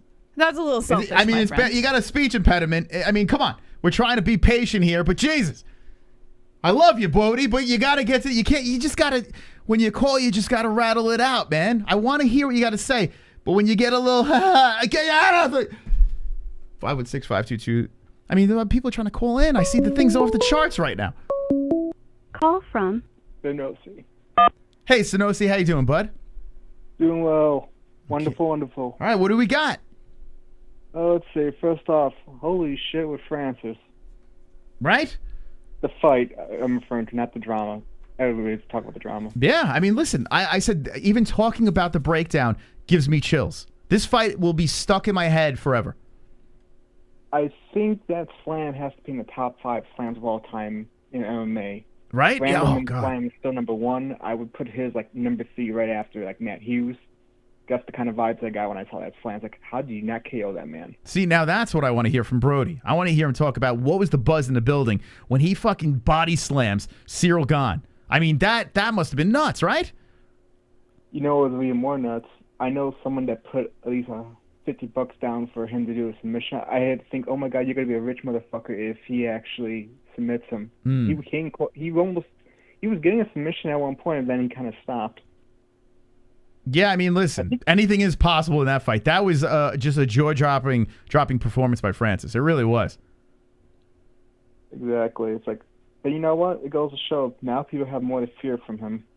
He's now, now it's like, okay, if I can weather the storm, I can survive. No. And that was just because he was injured. That makes it even scarier. It is. It would be a shame if he doesn't re-sign with the UFC. It would be a disaster if he doesn't re-sign with the UFC because seriously, he's special. If he doesn't, the first thought I have other than boxing, he can easily go for PFL and make some cash. You know, the story of Francis going boxing, right? Listen, I want Francis to make as much money as possible, right? The guy's paid his dues. Make as much cash as you want. But here's my problem. You just won that fight off of grappling. You know what I'm saying? Like, clearly, and I understand you had injuries and whatever, but you need to stay in MMA if you want, that whole legacy thing, the whole deal. If you're looking just for money, go for boxing, knock yourself out. But as a fan, I need to see him in MMA, man. Like, now we need to see more. It's like blue balls if he goes to boxing. Yeah, but the only thing that does work is the fact that Tyson Fury is still baiting him. Like, I'll take the fight still. He's still clamoring for that idea. So it's not exactly like he said, I don't want to fight. Granted, for him, it can argue it's an easy payday. Mm-hmm. He would go there, lose, just like Conor lost to Floyd. It would be the exact same thing, with just bigger guys. More money. Just offer one thing, if it'll be a little different. If he takes the offer of doing it with UFC gloves. Well, now you're talking. Now we're getting interesting. But you know what? Why would Tyson Fury even do that? Because Tyson Fury actually said he would at one point. Saying and doing you will and doing you will are two different things. Yes, I know. It's what ifs, but let's just humor and say he does do it.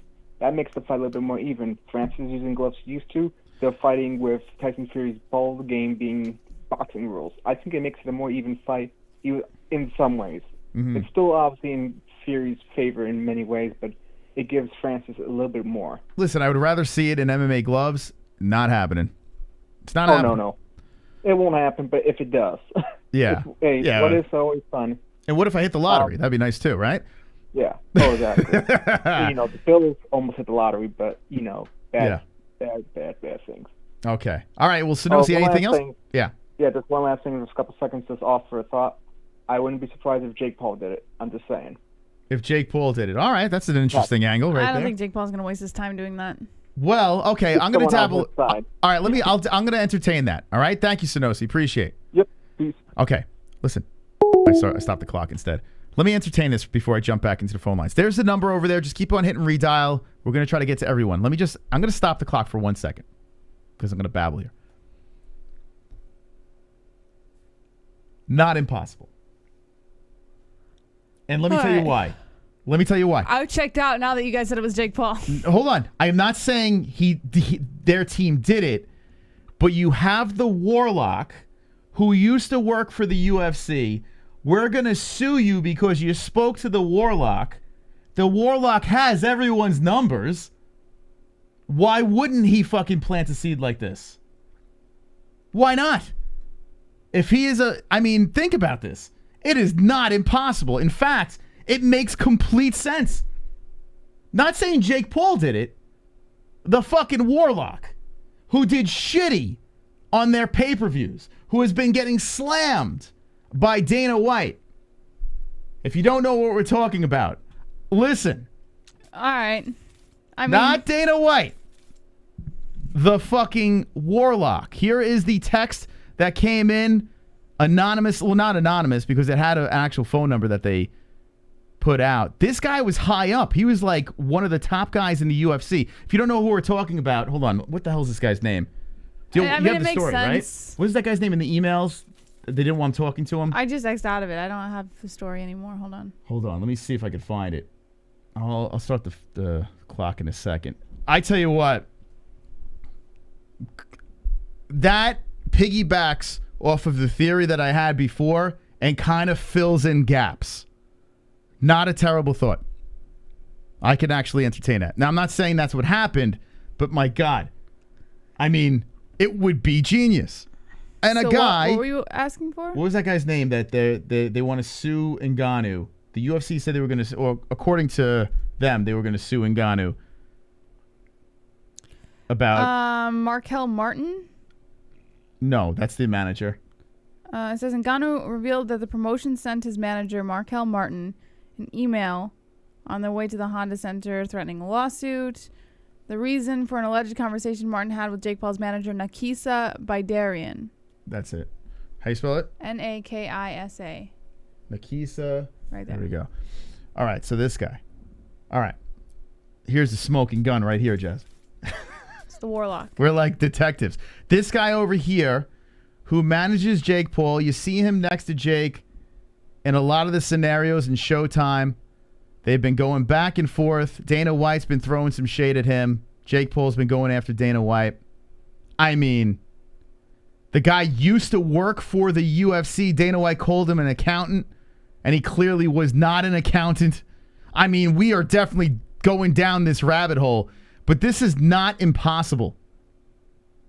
This is not fucking impossible. In fact, this is the front runner for theories right now.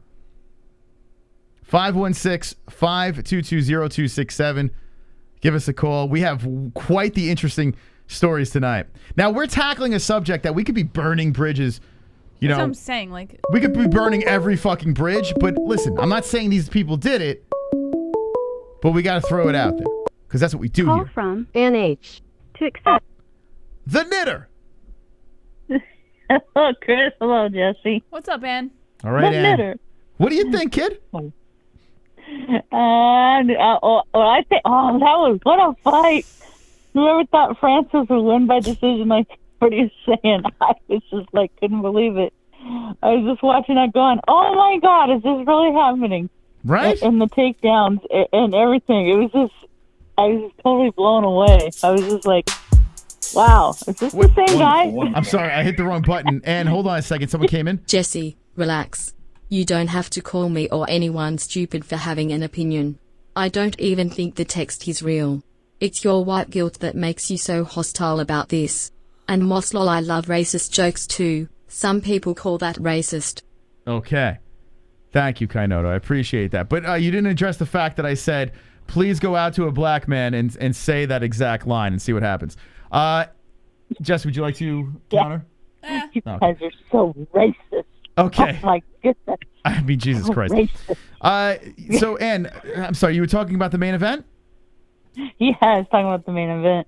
Yeah, I was just like, wow, is this the same fighter? I was watching all the other times he's fought and how many times he took him down like it was nothing. Ngannou. Francis just took down like he was nothing. You know? Ngannou Madoff, Like- everyone's calling him now. He's all of a sudden he's a grappler. I know. I was like, I mean, I love it. It was great. I was like, wow, this is cool. And he couldn't do nothing. I mean, right at the end he was trying to twist his leg, but when, like you guys were saying, that was pretty funny. What are you doing to my leg? To my leg. That's right. That was our perfect impression of Francis Ngannou. What do you know what's funny? The first thing that jumped into my head was what happens when Ciryl Gane fights Curtis Blades. Blades will maul him, would take him down to the ground and make him his bitch. What do you think? Yep. Right? That's Ciryl what I Gane? do. Yep. What do you think, Jess? Curtis Blades, Ciryl Gane, who wins? Blades. Blades would take him down and maul him, make him his bitch. Anyway, anything else, Ann? Moreno fight. Man, I thought he won that decision, but hey, that's my opinion. Everybody, who knows? But yeah, I was kind of hoping. I thought he won, but hey. Listen, on the stats, you know, if you just look at the numbers, you can make that argument. He had his moments in the fight. It's not like he didn't. He definitely looked good in spots. To me, I think the edge goes to Figgy. But like I said, at the end of the night, at the end of the fight, if the judges went either way, I would have been fine. Like I wouldn't have argued at all because I honestly think it was close enough where you could have went either way. But a full unanimous decision? Well, it's just every judge agreed. I didn't think it would. You know? And you have to understand this too. Like we've seen scoring in a way lately where you have to actually significantly affect the fight with your strikes, right? And Moreno did land more volume, but there were times when Figueiredo dropped Moreno and Moreno got, his bell rung a couple of times. So, I mean, I think in those situations that was the difference. But if I had to guess, but we won't know unless we ask the judges. Yeah, that's true. That's probably what they were thinking too. Yeah. Well, we get a fourth. But that was a good fight too. Didn't know being number 4, which I would watch. Yeah. Listen, flyweight's interesting. Good. Right? I mean, now we watch flyweight. Now we're actually into it. Like there was a time where we're like, it was just Mighty Mouse and everyone else sucks. But now it's kind of fun, That's true. Mighty Mouse. I know. Everybody else sucks. He was the only one. He's great, man. I love Mighty Mouse. Kind of miss him. Yeah. Well. Yep. These guys are good too. I'll let you guys go. Other people got to call in, so I want to say I love you guys. Oh, my puppy loves you guys too. She's sitting there watching the Holes with you. Yep. Nice. She knows your voice, Chris. Yes, my soothing right puppy voice. All right, puppy. I love you, puppy. Love you. All right, take it easy. You're awesome. Okay, bye. So jolly, Em. Mm-hmm. Just the jolly soul. 516-522-0267. Well, I was talking to Jesse about some Discord things. I think what we're going to start doing is helping international calls come in. We're going to drop something soon to you guys. We'll let you know once we figure it all out. But I think you're going to be excited about this. MMA-Holes 2022 is going to be our year, man.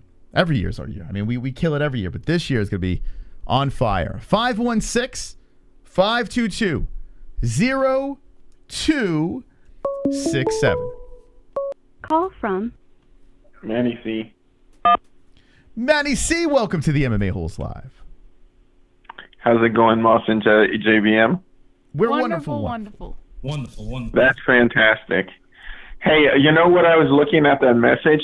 You see that they sent it at 3 in the morning? I'm sorry, what was that?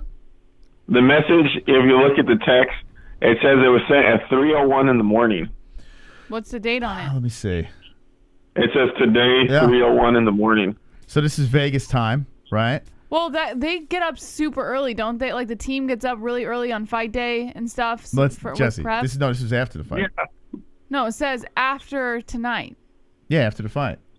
It doesn't say after the fight. No, so apparently this text happened like after the fight. So I'm assuming. No, it says let's see who gets the last word after tonight. So it could have been in that morning that he got it. Oh shit. Yeah, what's that about? So this text So must who have would came. get up? Who would get up at 3 in the morning to type this stuff? And why is after tonight underlined? Wait, hold on a second. That is weird. I didn't even catch that. So yeah, let's see who gets the last word after tonight. Or maybe, I mean, they said. Wait, what did this guy say? What did he say? What did Marquez? He didn't say anything about it. He just is talking about like supporting your friends and stuff who are going through this. So wait a second.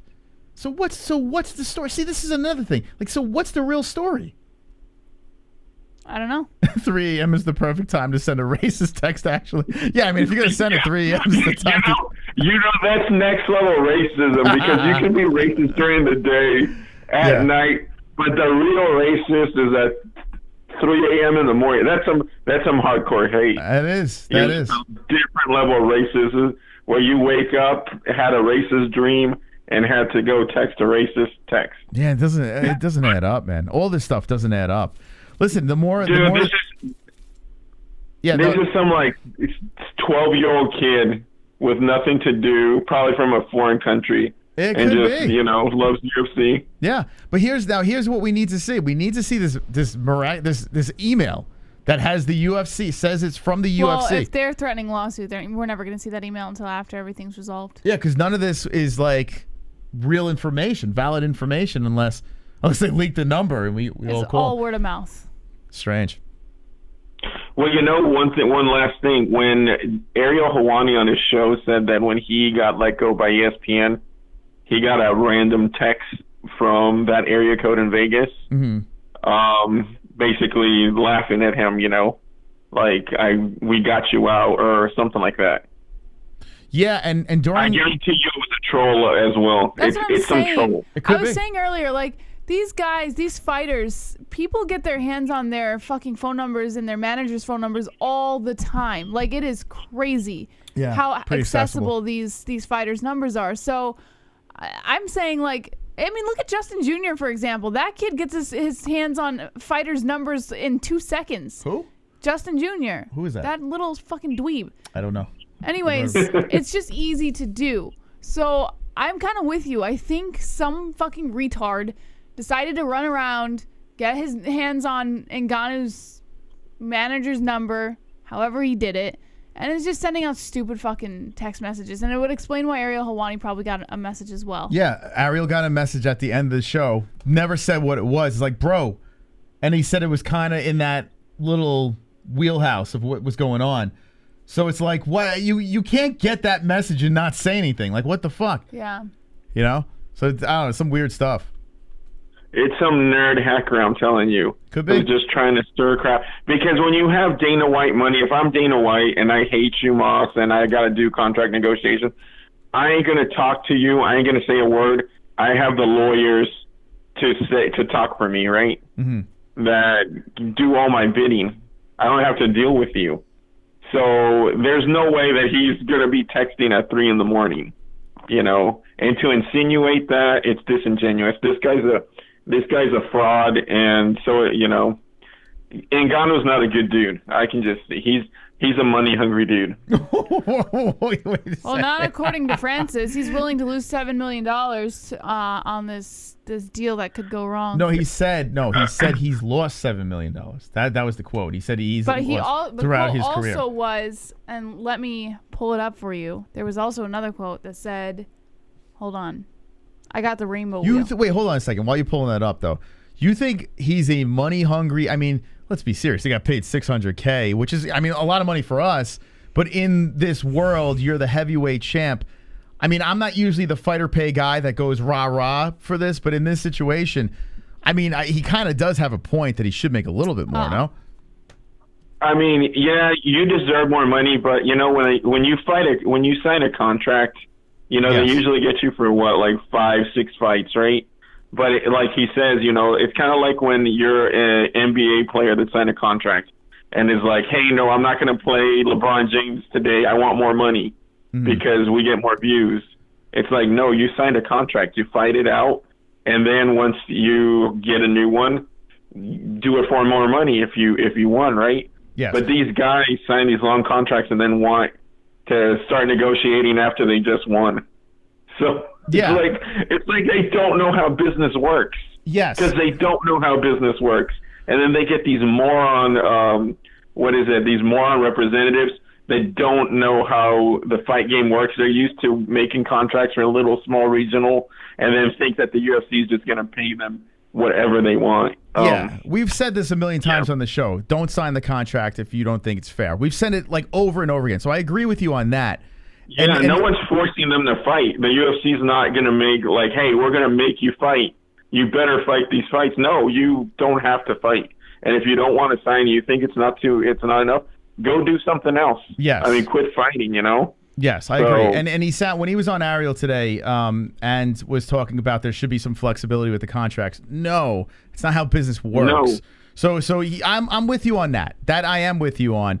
The contract is up. Now it's time to put up or shut up. You know, Francis should get paid. I don't know if he's getting paid. I don't even know if he's coming back. What do you think? Is he coming back? I don't care. I think that fight sucked last Saturday. I was bored out of my mind. All right, get out of here. What are you talking about? What Yeah. the fuck are you talking about? I don't know what fight you were watching. It was boring. He said freedom doesn't work, or freedom doesn't work with money. What is he talking about? Boring. And I saw a bunch of people online saying this too. Like, the only thing I could think of is a bunch of people were rooting for Gane and were just so upset that he got laid on. Wonderful. I mean, the story, what the? I have Hispanic friends that always say shit like that, and even worse. I don't think they're racist. My black bro says worse also. Moss, why the D would I walk up to some random black guy and say that? No. You retard. Please refer to me as KKK, not O now. I think the fact that you're on this for so long, Yeah, I he's know definitely racist. There's like a guilt inside you that you're like, I have to defend myself. I got race in me. Because so here's the thing. You just played the I've got a black friend card. You just did that, Kainoto. You just, well, I got a black he friend. has Hispanic friends. He has a black friend too. Yeah. And a black friend. He went Hispanic first. So it's like, I'm married to a Mexican. Fuck Mexico. Because I'm married to a Mexican. I mean, listen. which is the truth. I could say whatever I want. But I love Mexican people. I love black people. I love everybody. Like, I don't care about anybody. You don't just go up in business. Listen, guys, he's so hung up on this. And this is my theory. The people that are most hung up on racism and trying to defend the fact that they're not racist are usually the most racist people out there. Let's be honest. You know, I have black friends. I love this. I love that. Like, I mean, usually you're the most racist people. I don't think Kainoto is, but he's digging a ditch. You just can't fuck in business. You don't shoot someone a text unless it's your boy and you're fucking around. And maybe that is the case here. Maybe these are friends throwing some fucking bullshit out there, and this guy's disguising it as the UFC. That's very possible. But if this is indeed the fucking UFC, someone that works for the UFC and says, let's see who gets the last word after tonight, you dumb black bitch. I mean, what? Wait, what are we doing? What are we doing? Wonderful. What?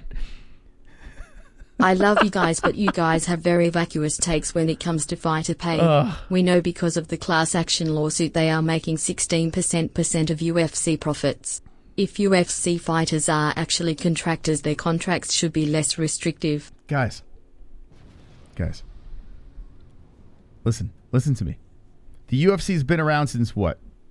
For 20 some odd years? Under 30 years. Boxing's been around since what, the 1600s? It took a long time before boxing got it right, and now their superstars are making a ton of money. The UFC is still in that stage where fighters got to figure things out. They can't be signing contracts that aren't doing them right. They just got to work it out. You know what I'm saying? We can't be fucking fighting this fight. This is their fight. You know? This is not our fight. The fighters sign a contract. They got to own up to it. It is what it is. Yes, fighters should make more. Yes, fighters should get insurance. UFC's running a business. It's not like they're purposely fucking their fighters. They're running a business that's been working. So what are they supposed to do? I feel bad. Let's just start throwing money everywhere. You got to think about it that way. I know it's insensitive, but it's the truth. Thank you. 516-522-0267. But, I mean, fighter pay is a conversation in this because that's what it all comes down to, right? Francis Ngannou wants more money. The UFC is fed up with his shenanigans and his team's shenanigans. They're going back and forth. It's just sad how this is all going down.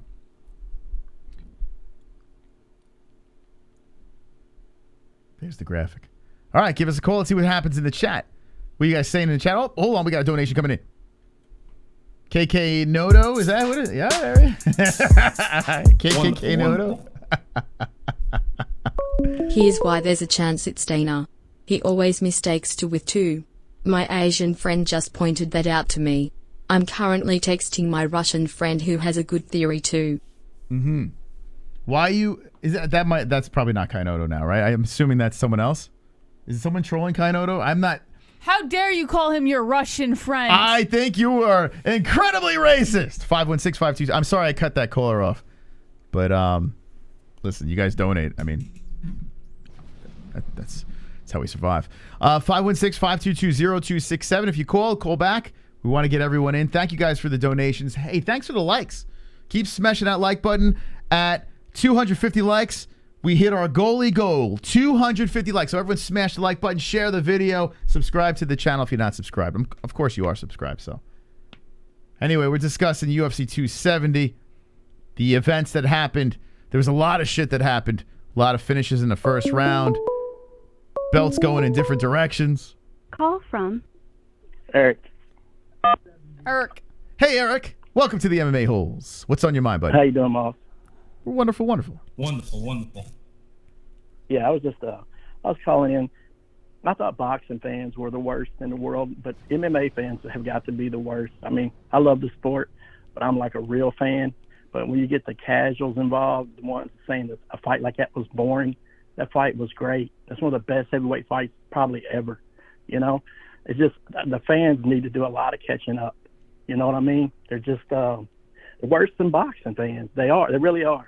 The MMA fans, a lot of them are horrible. You know, the way they do the sport and everything. And you just can't make them happy. Yeah. What more do you want? your champion, heavyweight champion, is down 2-zip. He goes back to the drawing board and starts grappling. Like, no one thought that was going to happen, and then wins the next 3 rounds by grappling. Like, I mean, it's like it's like watching a movie, and then all of a sudden there's a massive twist. It's like, you don't want to see that? Like, I don't know. Why would you not want to see that? Nobody could have predicted that ending. That's what makes this sport so great. That's what keeps people that are real fans like me and you excited about it. The casuals don't understand it. The casuals just want a quick knockout or somebody just to come in there and destroy somebody. They don't understand what a really good fight is. That was a great fight. I mean, good on Francis. Well, the only thing I could think of is maybe people really wanted Gane to win. I think Manny, who called, didn't he say that he doesn't want Francis to re-sign? Right? I think that's right. Was he the caller that said that? So, the story, the build up to the fight, all of it. It was just great. You know what I mean? Yeah. If you're a real fan like we are, and we know the ins and outs, we get it. That's why it was so good. The problem is, if you're rooting hard for a fighter, I've seen this a lot. It's not that they're casuals, because I'm sure Manny watches a lot, and a lot of these other guys watch a lot. But if you're rooting hard for one guy or gal, and then they get laid on for 2 rounds, some people don't see what goes into that. Yeah, they get bored because, oh, my guy's being held down. Yeah. But they're not watching what's actually happening or soaking it in. They're not watching Ngannou go to the ground when he's never done that. It's crazy. That's what makes it so good. But it was great. If it was their fighter who was laying on the ground, then they'd be like, yeah, let's go. It was beautiful. Whoa. Yeah, they would hype it up. Oh, yeah, it was a great card. Really, really good card. That's all. All right, thanks for the call, man. 516-522-0267. We got 12 minutes of show left. I got to say big thanks once again to the people that showed up tonight and smash the like button, hit the donations. If you didn't subscribe, notification bell, the whole deal. Let's get some quick calls in. Want to hear your thoughts on a UFC 270 card, which I thought was very good. I did. I mean, it was nuts.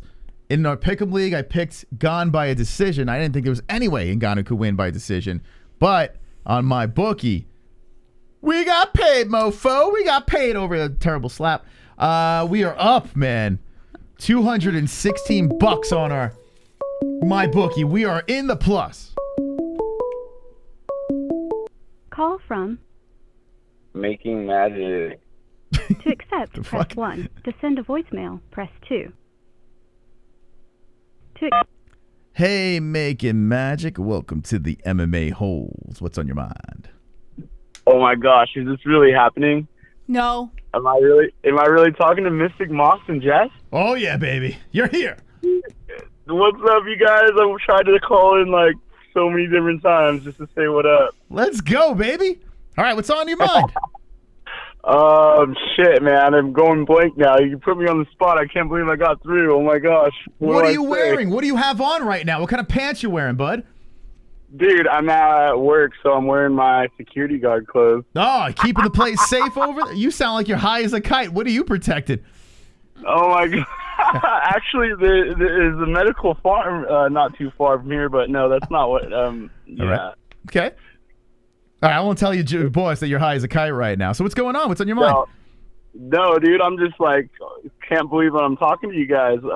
Shoot, I don't know what else is good. I think you get through finally, and you're like, wait, hold on.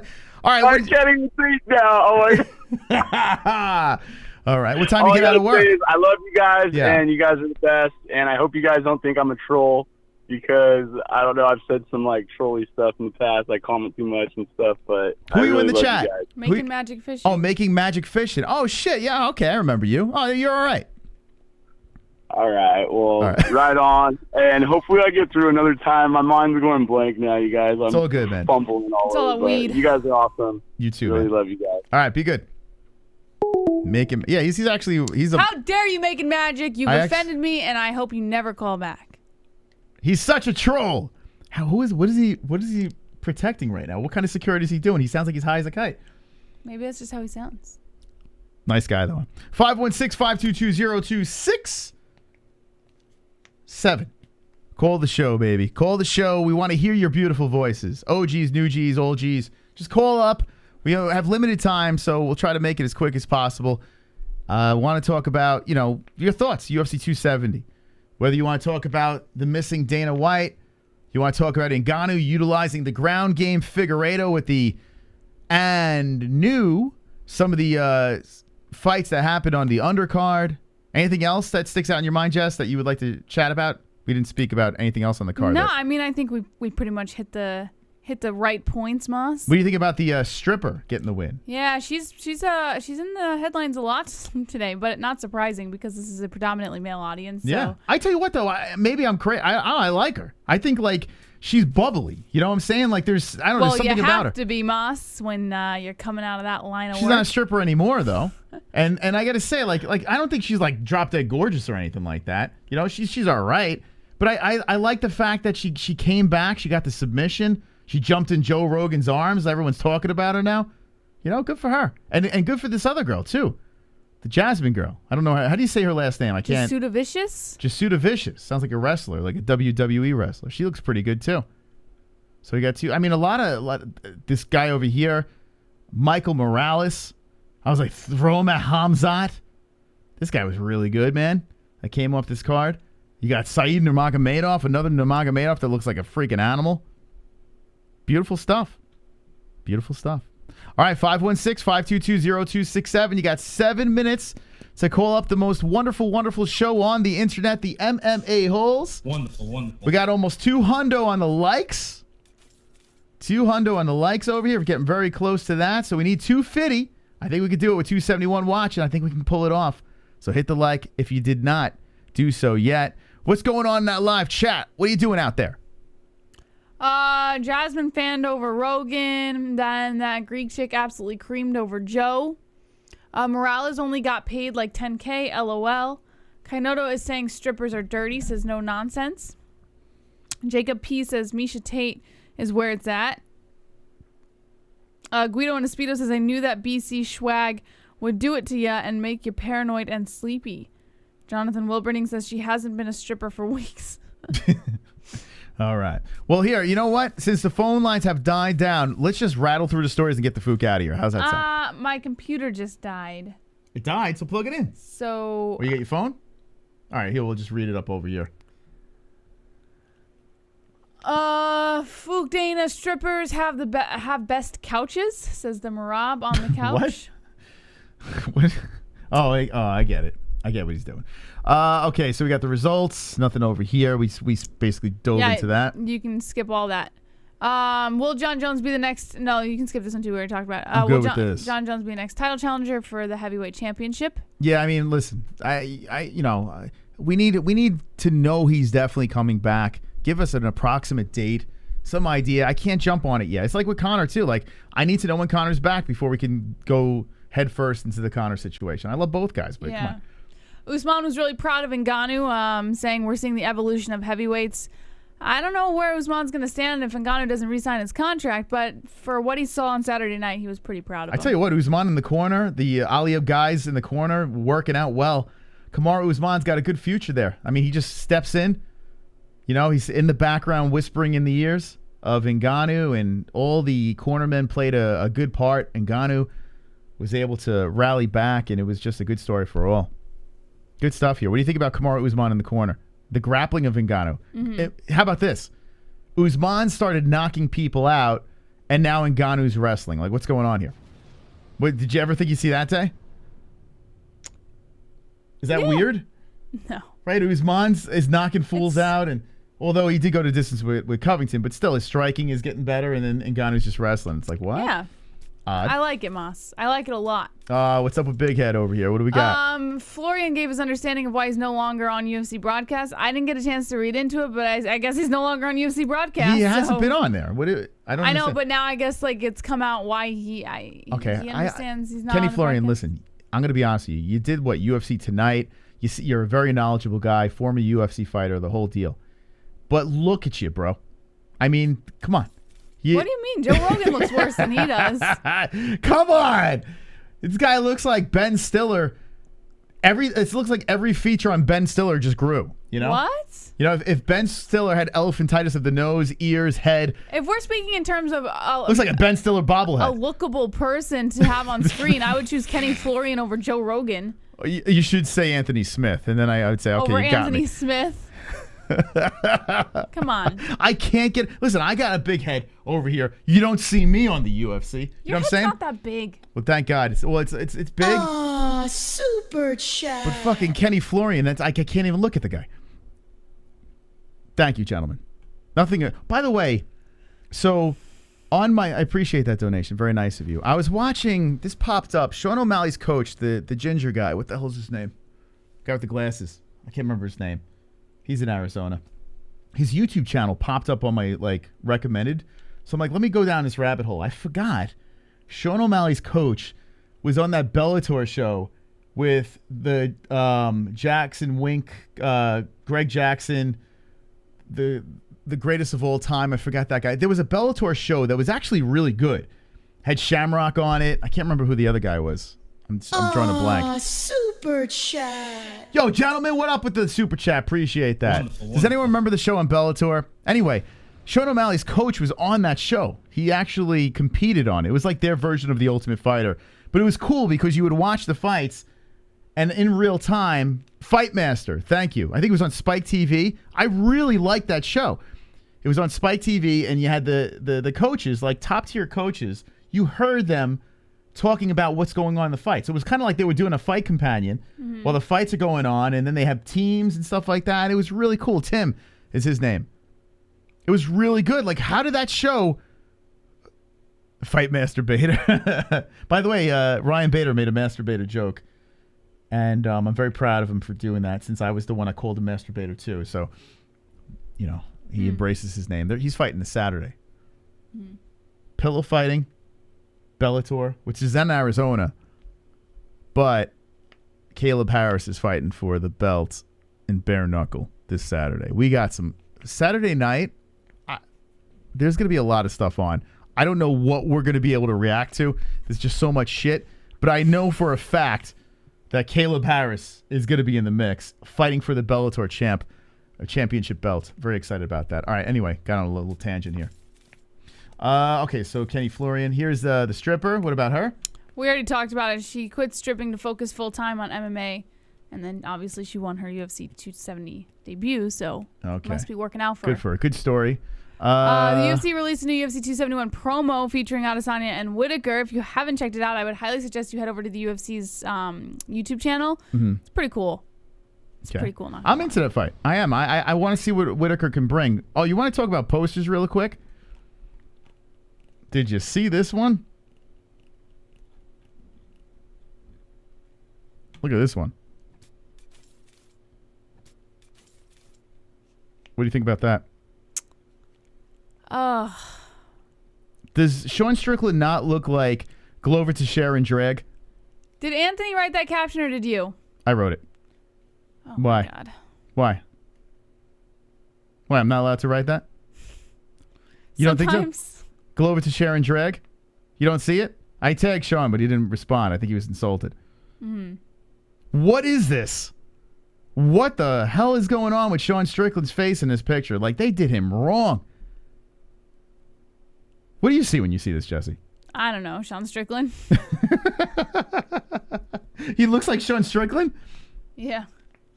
That looks like Jack Hermanson. I don't know what the fuck. This looks like the singer of Orgy or something, or some emo band or some shit. Like, it's really bizarre. I did tag him. No response. He's ducking me. All right, back into the news here. What else we got? Charlie Olives. So yeah, the UFC 269 pay-per-view cross, the buys hit 500K, a little more than 500K for Oliveira versus Poirier, which is actually pretty good, given what the fight was. So yeah, they did all right. Good for them. I'm happy for them. Khabib wants Jake Paul at Jake Paul fucking torched Eagle Khabib. FC. Did you see that? What Jake Paul said? Like, it drives me nuts because I'm getting so sick of this. But he said deal. Yeah. Okay. Yeah, he said deal. That's my understanding. Yeah, he watch said this. Deal. Actually, he said the UFC fight was boring. He went on the fighter pay thing. Yeah. Where is it? Who cares? He wants to fight anyway. He wants to fight Habib. That's what he said. Mm-hmm. He says he'll do it if he fights Habib or some shit. I'm not going to go down the Jake Not Paul surprised. rabbit hole. You want to see Jake Paul versus Khabib Nurmagomedov? No, not in the least bit. No one wants to see that, Jake. Sorry. And Ngannou, we already talked about this. The threat before the fight of them threatening a lawsuit on him. That was that. Okay. All right. So we pretty much we uncovered a lot over here. I think we got to the bottom of this. It's not Dana White, right? Are we all in agreement? I agree. Okay. This is not Dana White. Someone else. We do need to find out more information in order to really dive into this thing. There's a lot of shady stuff going on here. It could be planted. It could be a troll thing by someone else. Someone could have got the number. I don't know what the situation is. It's fucked up, but we don't have the full story. So we made our guesses, and that's pretty much that. If you want to hear our breakdown of the entire card, run the stream back, jump into the comment section, and let us know your thoughts down below over there. Michael Bisping is obsessed with live streaming. What do you think about that? Love it. He is obsessed. I thoroughly enjoy watching him. Yeah. Yeah. Because he has people, they're throwing money. And so, super chat. It's like we're the Michael Bisping show. What's going on here, gentlemen? I think JBH would beat Moss up. Smiley face. I have beat Moss up. Yeah, she's beating me up right now. Mentally. Destroying me. It's the truth. So you're correct. Every day. But yeah, Michael Bisping loving. So this is a good time for content. Like there's so much to consume right now. You're never bored. You hop on YouTube. There's always something to watch and look at. But the most important place is the MMA-Holes. 5 years strong in the game, going on 6. And we're wonderful, looking for 60K subscribers. Make sure you subscribed. Notification bell. Jess, pop to the sponsors. Let's get out of here. Yes, sir. Thank you so much to our sponsors. MyBookie.ag, Head Rush. Oh, now we have a sponsor page. Here we go. Use promo code MMA-Holes. That's MMA-HOLES at MyBookie.ag to bet on all of your favorite live sports, including NFL, MLB, NBA, and of course, live fighting, MMA, UFC, you name it, they've got it. They've also got an online casino over there if you want to check that out. You'll receive a 100% match on your first deposit using promo code MMA-Holes. That's MMA-HOLES with the link in the description below. And while you're at it, check out Sheath. Why spend loads of money on generic underwear when you can slip into a pair of Sheath underwear? Love it. I got it on right now. Once again, loving my Sheath. My penis is feeling great. Yes, and you can treat your jewels like royalty as they're given their own private sanctum, keeping them secure and you in a state of bliss. Get Sheath now using the link in the description below or go to sheathunderwear.com. That's SHEATH underwear.com using promo code MMA-HOLES for 20% off of your entire purchase. Yep. So we basically got sponsors that we believe in and believe in us. And I got to say, I like their products. Sheath. I love my bookie for gambling. And Head Rush. Love that. How do you not love Head Rush? That's right. Get top quality, authentic apparel for lifestyle, MMA, and action sports enthusiasts. Head over to Head Rush with the link in the description below. Use promo code MMA-Holes. That's promo code MMA-HOLES for all of your favorite clothing items for 20% off. And the fights. More fights coming up. How can you watch? Watch all of your favorite live sports, including UFC Fight Nights and UFC pay-per-views using the ESPN Plus link in the description below. That's ESPN Plus with the link in the description below. For as little as $6.99 a month, you can watch everything you need right at your fingertips. Helps us out and helps you out. Okay, Jesse, let's say goodbye to the greatest community in the world. We'll see them when? We will see you guys again on Wednesday night at 9 p.m. Eastern Time. Thank you guys so much for joining us. We had a great time. Thank you for calling in for those who called in. As always, make sure you hit subscribe, hit the notification bell, hit the like button, and we'll see you in 2 days. Don't be an a-hole, be an MMA hole.